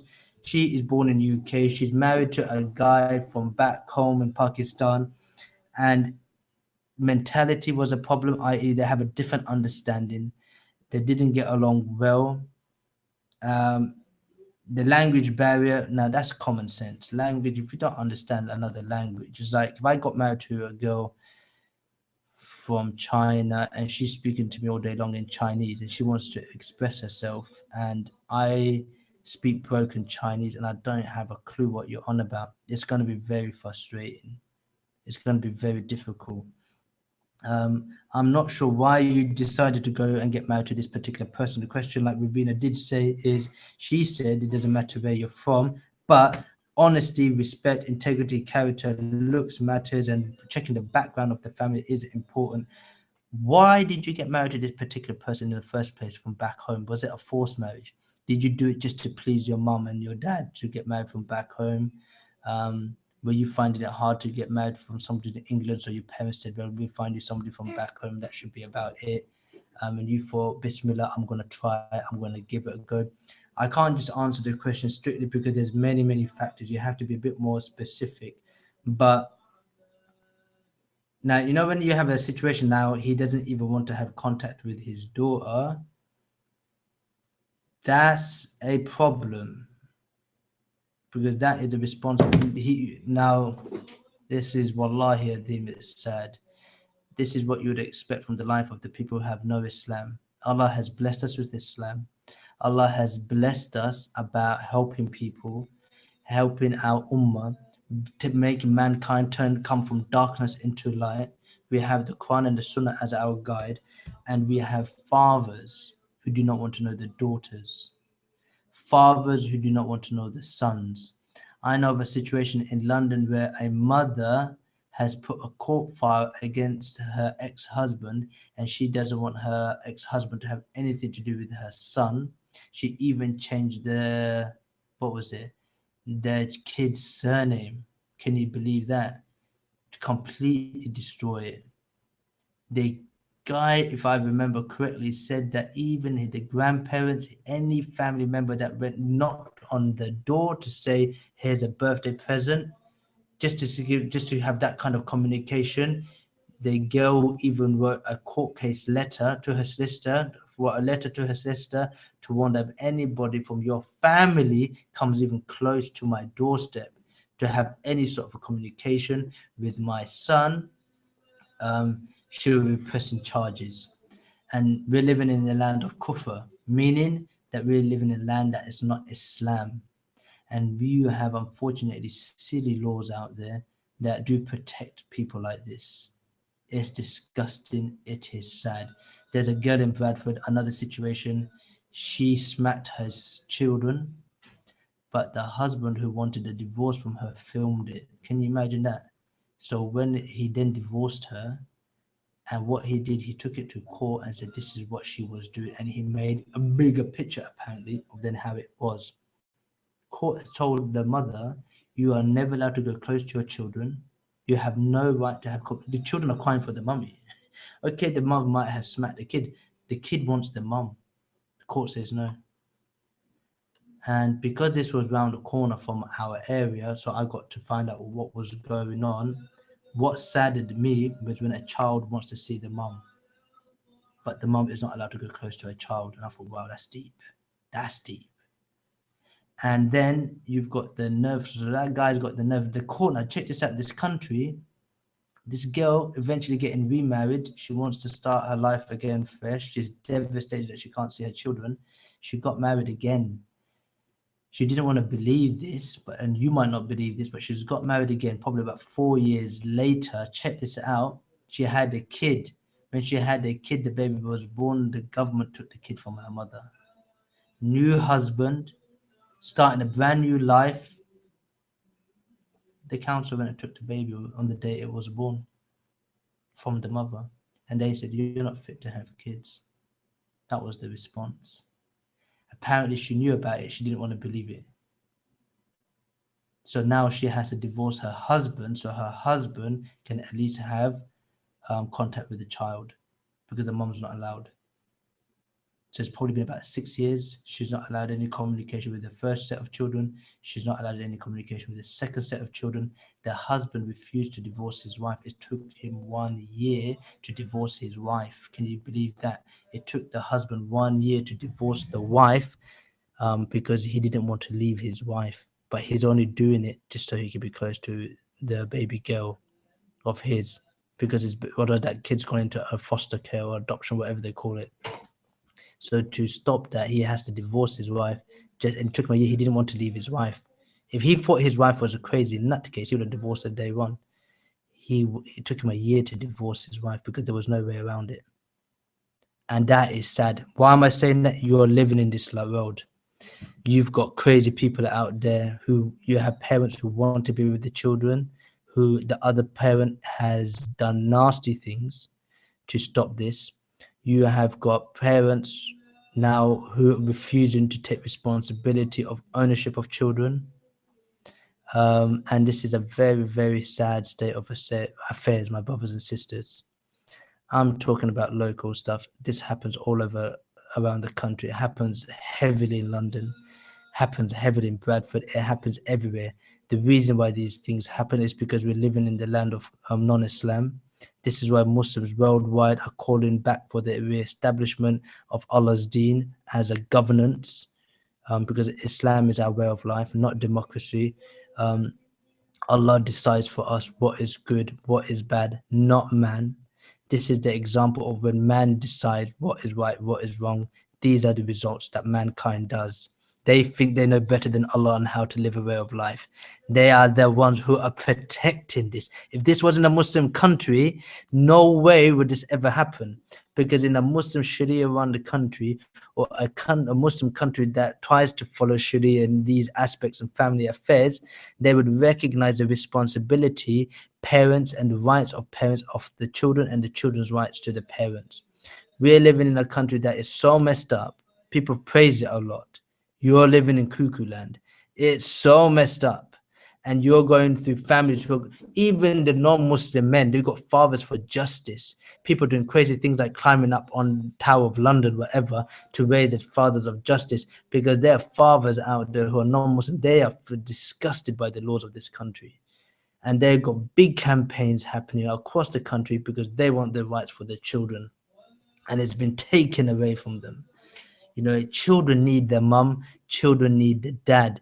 Together, they will get the perfect combination for a successful life. It's very difficult for a father to take the role of a mother and a father. It's very difficult. On your phone? My phone. Okay, it's very difficult for a father, take the role of a mother and a father, and it's very difficult for a mother to take the role of a father as well. When my kids come home, my wife's had a hard day, things turn around almost instantly. When the minute I step foot, kids know daddy's here. I can't play those games with my mum, with my dad. You know, I can get away with it with my mum, but not with my dad. So may Allah make it easy for you, sister, who did text in. I just want to finish reading your text, actually, that Allah makes it easy for you. I do feel sad that situation happened to you, that the father does not want to know his daughter. Sometimes there's nothing you can do about that. She should always have the right to know who her father is. You don't need to break it down to her at a younger age, but she needs to know who her father is. He should know what is going on in that child's life. If you ever move house, he should know. He should at least have your email address so he can keep in contact via email if he has to. He might change in a year or two time. You never know. At the moment, he might be messed up in the head, but maybe in a year or two time, things could completely turn around. He could realize his mistakes. So don't block him from having the opportunity to change, because we will always want people to change for the best for themselves. We don't want people to always be in darkness. We want people to be happy, inshallah. So just finishing off. So yes, communication is important, but I would always say communicate with them to make sure you understand each other. You can get along, you're happy talking to each other, because that is how you're going to understand if somebody is honest, respectful, if they have good integrity or character. Because if you're not able to have a proper flowing conversation with them, it's going to be a problem. Okay, it's a bit obvious. I don't know how you got into that situation.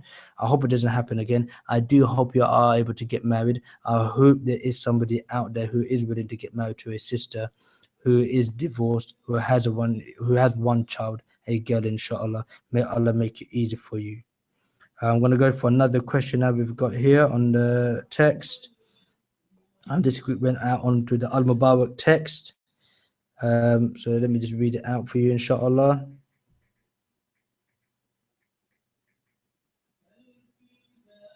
Okay.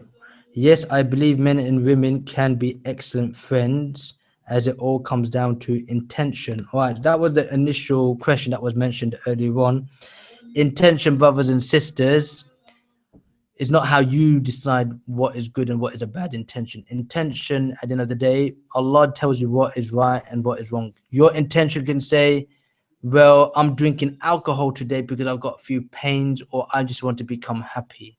That's the purpose of my intention. This is nonsense. Okay, you can't say, you can't justify everything is based on intention. You can't say, well, there's an English girl here today, she's very pretty, mashallah, I'm going to go and give her dawah, I'm going to take her to the cinemas, we're going to have pizza and chips together, we're going to go out, it's been 2 years, we live in the same house, but my intention is to make her Muslim. This is not what we mean in Islam by intention, brothers and sisters. Do not insult this concept of intention. Intention is very important, but you also have the actions which Allah has told you what is halal, what is haram. Your intention to be friends with a girl is based on what? Has Allah subhanahu wa ta'ala allowed you to do this? That Allah has told you and instructed through the sunnah of Muhammad sallallahu alaihi wasallam to segregate yourselves in society. Engaging, like if a woman goes to the shop to buy a coffee and you're serving that, that's different. That is not social. That's not called free mixing as well. You know, free mixing is when you are socializing with the opposite gender, having a nice, fun, chilling out time. This is forbidden. So you can't, so if the action is forbidden, you can't justify an action based on your intention. You can't say, I want to eat pork sandwich today because I need some protein. Yeah, this is daft. Okay, you can't come up with lots of silly, and I'm sorry, but this is a very, very bad response. You know, you have to understand correctly what is intention, when is intention in Islam allowed, when is intention not allowed in Islam. If Allah has forbidden you to do a particular action, we are not interested about your intention. Your intention's out of the window. From Norway, another question. Assalamu alaikum wa rahmatullahi wa barakatuhu. Nice topic. Totally agree that they can't be friends. Fantastic. Jazakallah here. Reality. Another question is, reality is each marriage is not how you think, and a lot of compromise is needed. There is high expectations of marriage. It is a fairy tale in your head what marriage is supposed to be like. That's true.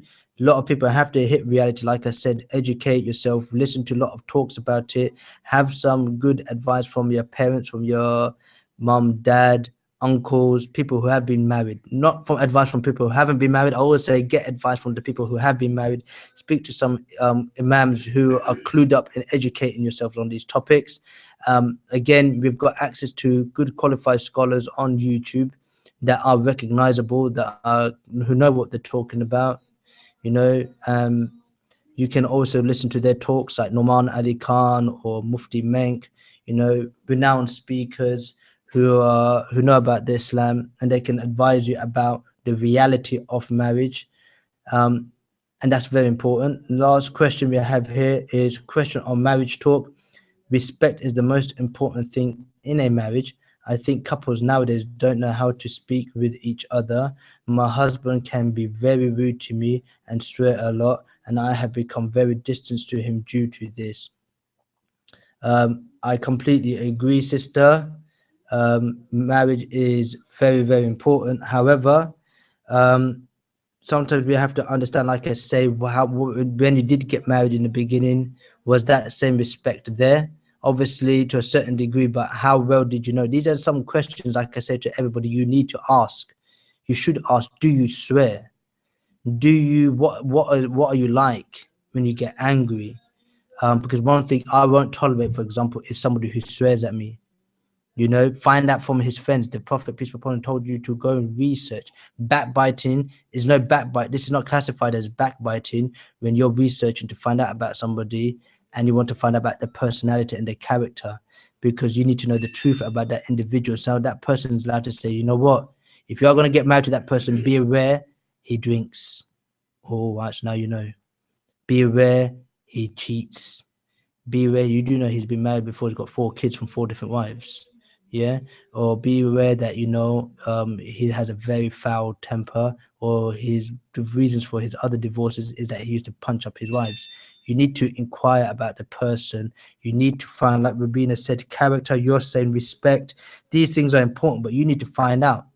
Sometimes you can judge straight away by yourself. Sometimes you need to do some research behind it.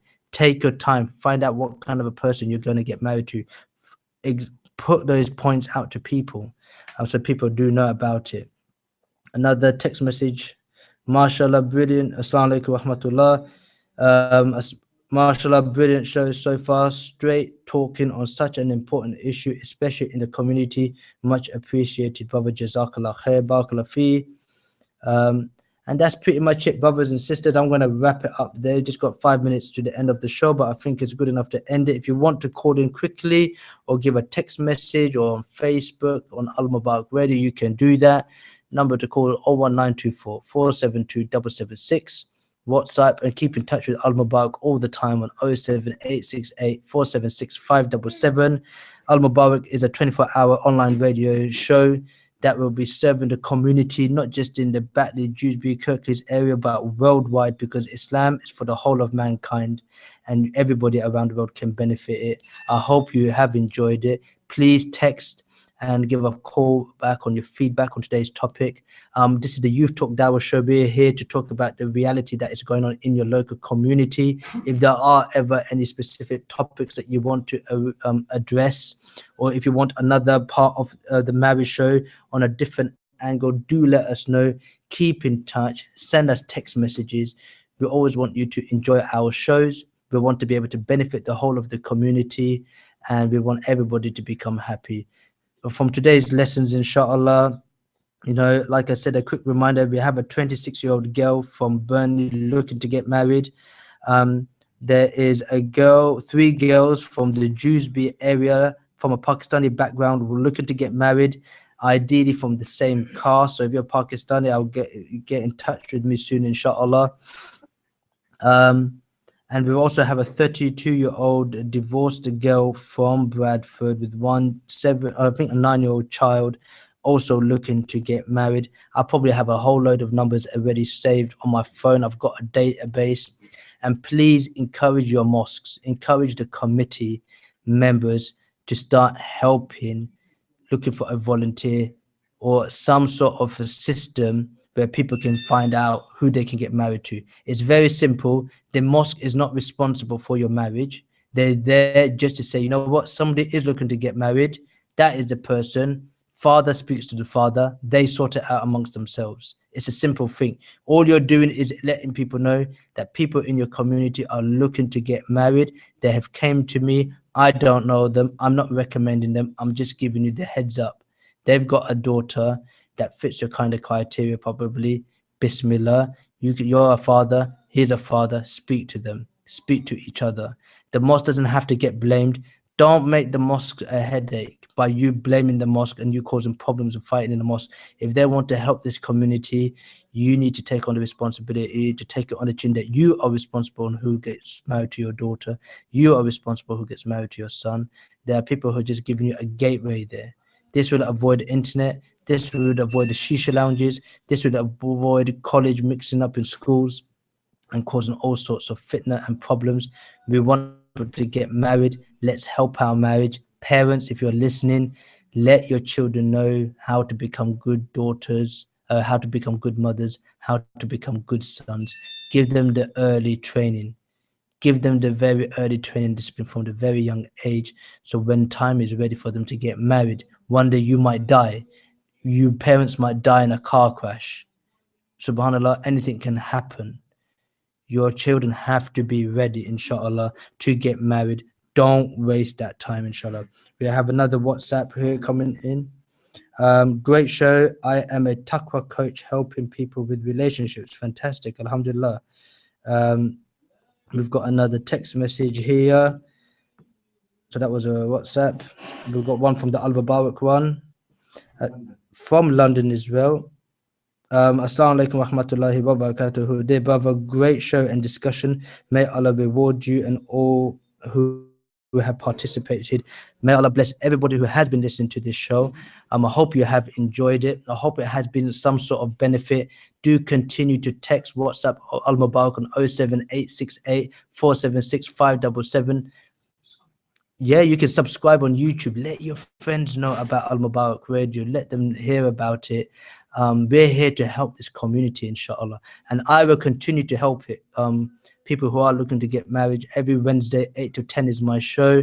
We'll have a little reminder. If anybody is looking, all you have to do is tune into the show. Like Youth Talk Dawah on Facebook. That's Youth Talk Dawah on Facebook. Like Al Mubarak Radio on Facebook. Put all your questions there. What I will be trying to do is create a database, and hopefully with volunteers across the country, we can try to help people. Feasibility. We're not going to be charging no money. We don't want to charge people to help your brother, help a sister in need. We do this to help our people because we love each other for the sake of Allah, and we want happiness for everybody, inshallah. Forgive me for all my mistakes. Do, like I said, get your mosques involved in these marriages. We need to get more people supporting and helping the community. This is real dawah. Jazakallah khair. My name is Ibrahim Dar from Youth Talk Dawah. Also, the manager of Interpal behind me, inshallah. Do support the Palestine cause. There's a massive winter appeal to keep Palestinians warm this winter, inshallah. May Allah bless you all. Jazakallah khair, and forgive me for all the sins that I have may have said. Jazakallah khair. Assalamu alaikum. MashaAllah, wa alaikum salam, brother Ibrahim. Jazakallah khair. What a fantastic show tonight was about the marriage show. May Allah subhanahu wa ta'ala reward you, obviously, for the efforts what you put in tonight. Jazakallah khair. MashaAllah, it was a really good show. We have been listening to it on the other room as well. Obviously, you've had a fantastic response. And I think some of the issues what you brought up tonight, I think it's an ongoing problems everywhere in the community as well, where, parents obviously should talk. The last bit what I got was the father should talk to the father about, giving changing hands and everything. I tell you one quick thing as well, Sheikh. What was important is that a good imam is an imam that knows what is going on amongst his people, what is happening in his own community. That's right. And he's going to be a leader. If a father is a leader for his family and the imam is a leader for the community, yeah. it would be very sad when the community has so many problems and if a imam hasn't got a clue about them. That's right. What kind of a service are we providing for our community? Because we're trying to keep them away from Jahiliyyah. We want to keep them into Islam. Sometimes just personal knowledge is not enough. We need to be a shepherd for them. We need to look after them. There's a father who's looking for daughters. There is a father who is sad that his daughter is divorced. There are brothers and sisters saying, I want to get married. Where do I go? And if the mosque is not serving this, Sheikh, this is something that really touches me, is that what is the function and the purpose of a masjid if it's not fulfilling its duty? And this is what some ulama in Bradford are telling me right now. They're not imams of their mosque, but they're saying this is what is needed. And we are hoping that committee members and we can take on the responsibility. And it's not easy, but that's what we should be working on together, is to help our community from drugs, alcohol. Al Mubarak Radio is doing counseling services next door. That's right. This should also be happening in a masjid. But Al Mubarak Radio, mashallah, is going to take that responsibility on, because if they can offer some kind of service, then fantastic. Maybe one day we can do a marriage introduction. People can find out about names, numbers. We can get volunteers to help people out one day in the future. Through Youth Talk Dawah, I'll be able to help the Al Mubarak team without a problem, inshallah. So, inshallah. Again, obviously, if it's yourself not here to guide these youngsters, they could easily get sidetracked as well and go on the wrong path. Obviously, we're trying to keep all the youngsters on the right path, trying to do the right way as well. But again, big jazakallah to yourself as well. I'm sure we could carry this program on next week. It was a very popular show. Inshallah. So we have something related next week to this show. I'm sure if you listeners are wanting the same show again, my show at a different angle, as Brother Ibrahim said, ring or text us or WhatsApp us a few days before next week, Wednesday, and I'm sure Brother Ibrahim will get a show ready for you in the same relevant areas again, inshallah. And if they're looking to get married, or they know of other people looking to get married, I will be taking down people's details. They can privately text my number or Al Mubarak's number, and I will contact them later on to take all those details. Inshallah. I mean, everything will be treated, privately and confidentially. All your numbers will be stored on our database, private and confidentially. I mean, again, nobody will get hold of any numbers at all. But the rule is, parents is going to be a parent to parent. If it's a boy, the boy has to speak to the girl's father. Right. It has to be some sort of relationship like that, Parents inshallah. needs consent of all parents, both sides. We don't want to take responsibility of introducing an 18-year-old with a 20-year-old. That's You right. know. I don't know you, so I don't want to take that responsibility. That's right. The rule is we want to get the families involved. A That's right. family speaks to another family, and they'll probably go to a mosque or a neutral meeting point to That's meet up right. for the very I first mean, time. what we've said as well over and over again for the past few weeks, our doors are open for anybody at Al Mubarak Studio. You know, come down with your parents. We'll arrange, Brother Ibrahim, if he's available as well, to come down. We could put you in a separate meeting room, where you could talk out of the way, away from the studio, away from the offices, the meeting room, and you could talk then as well. But all brothers and sisters who are listening are looking into this. Please, I do stress that your parents must be involved in this cause. That's the Is that important correct? thing. That's the inshallah. most important thing. We cannot talk to anybody who's just 18 years randomly turning up once like that. Please ring us, get your parents involved. We'll get involved. Brother Ibrahim will get involved as well. And inshallah, if Allah subhanahu wa ta'ala is willing, we'll get inshallah sorted. And if the sisters who are looking to get married, but they have a lot of this fear issue because they can't talk to the parents and there are some problems about it, inshallah, we can try to help on that as well. Inshallah, Because that's a big problem. We We want to help those sisters who, especially who are looking, but they're afraid to speak to the parents because they might think it's a forced marriage. I have to get married to my cousin. I have to go back home to Pakistan, or like one other sister said, it has to be from the same caste. I don't know how to speak to my dad or my uncle about it. There's a lot of these problems are happening. The family have to deal with it themselves. But if we can help in any way, or the father wants to speak to us, or the kids are coming to us and we want to speak to us, if we are able to do that, we can try. That's right. We can't promise things, but we can try. Right. I mean, we're neutral people. Obviously, we're not going to be taking anybody's side. Exactly. We're neutral people. Again, if Brother Ibrahim is not available in the studio, Mr. Mubarak himself is always available in the studio from 10 o'clock onwards, right up until 10, 11 o'clock at night. You've got Mr. Mubarak's number. Our office number is 01924 472 776, or you could text or WhatsApp the radio, which we treat privately and confidentially. The number is 07868 476577. And if anybody wants to come to the studio and discuss any issues that's been discussed tonight, again, what I said earlier on, our doors are open. Please feel free to come in with your parents, sit down, talk to us. If Brother Ibrahim or myself is not available, Mr. Mubarak is always in the studio. Jazakallah khair. We'll be back on air in the next 10 minutes, inshallah. Jazakallah. Okay, what's that?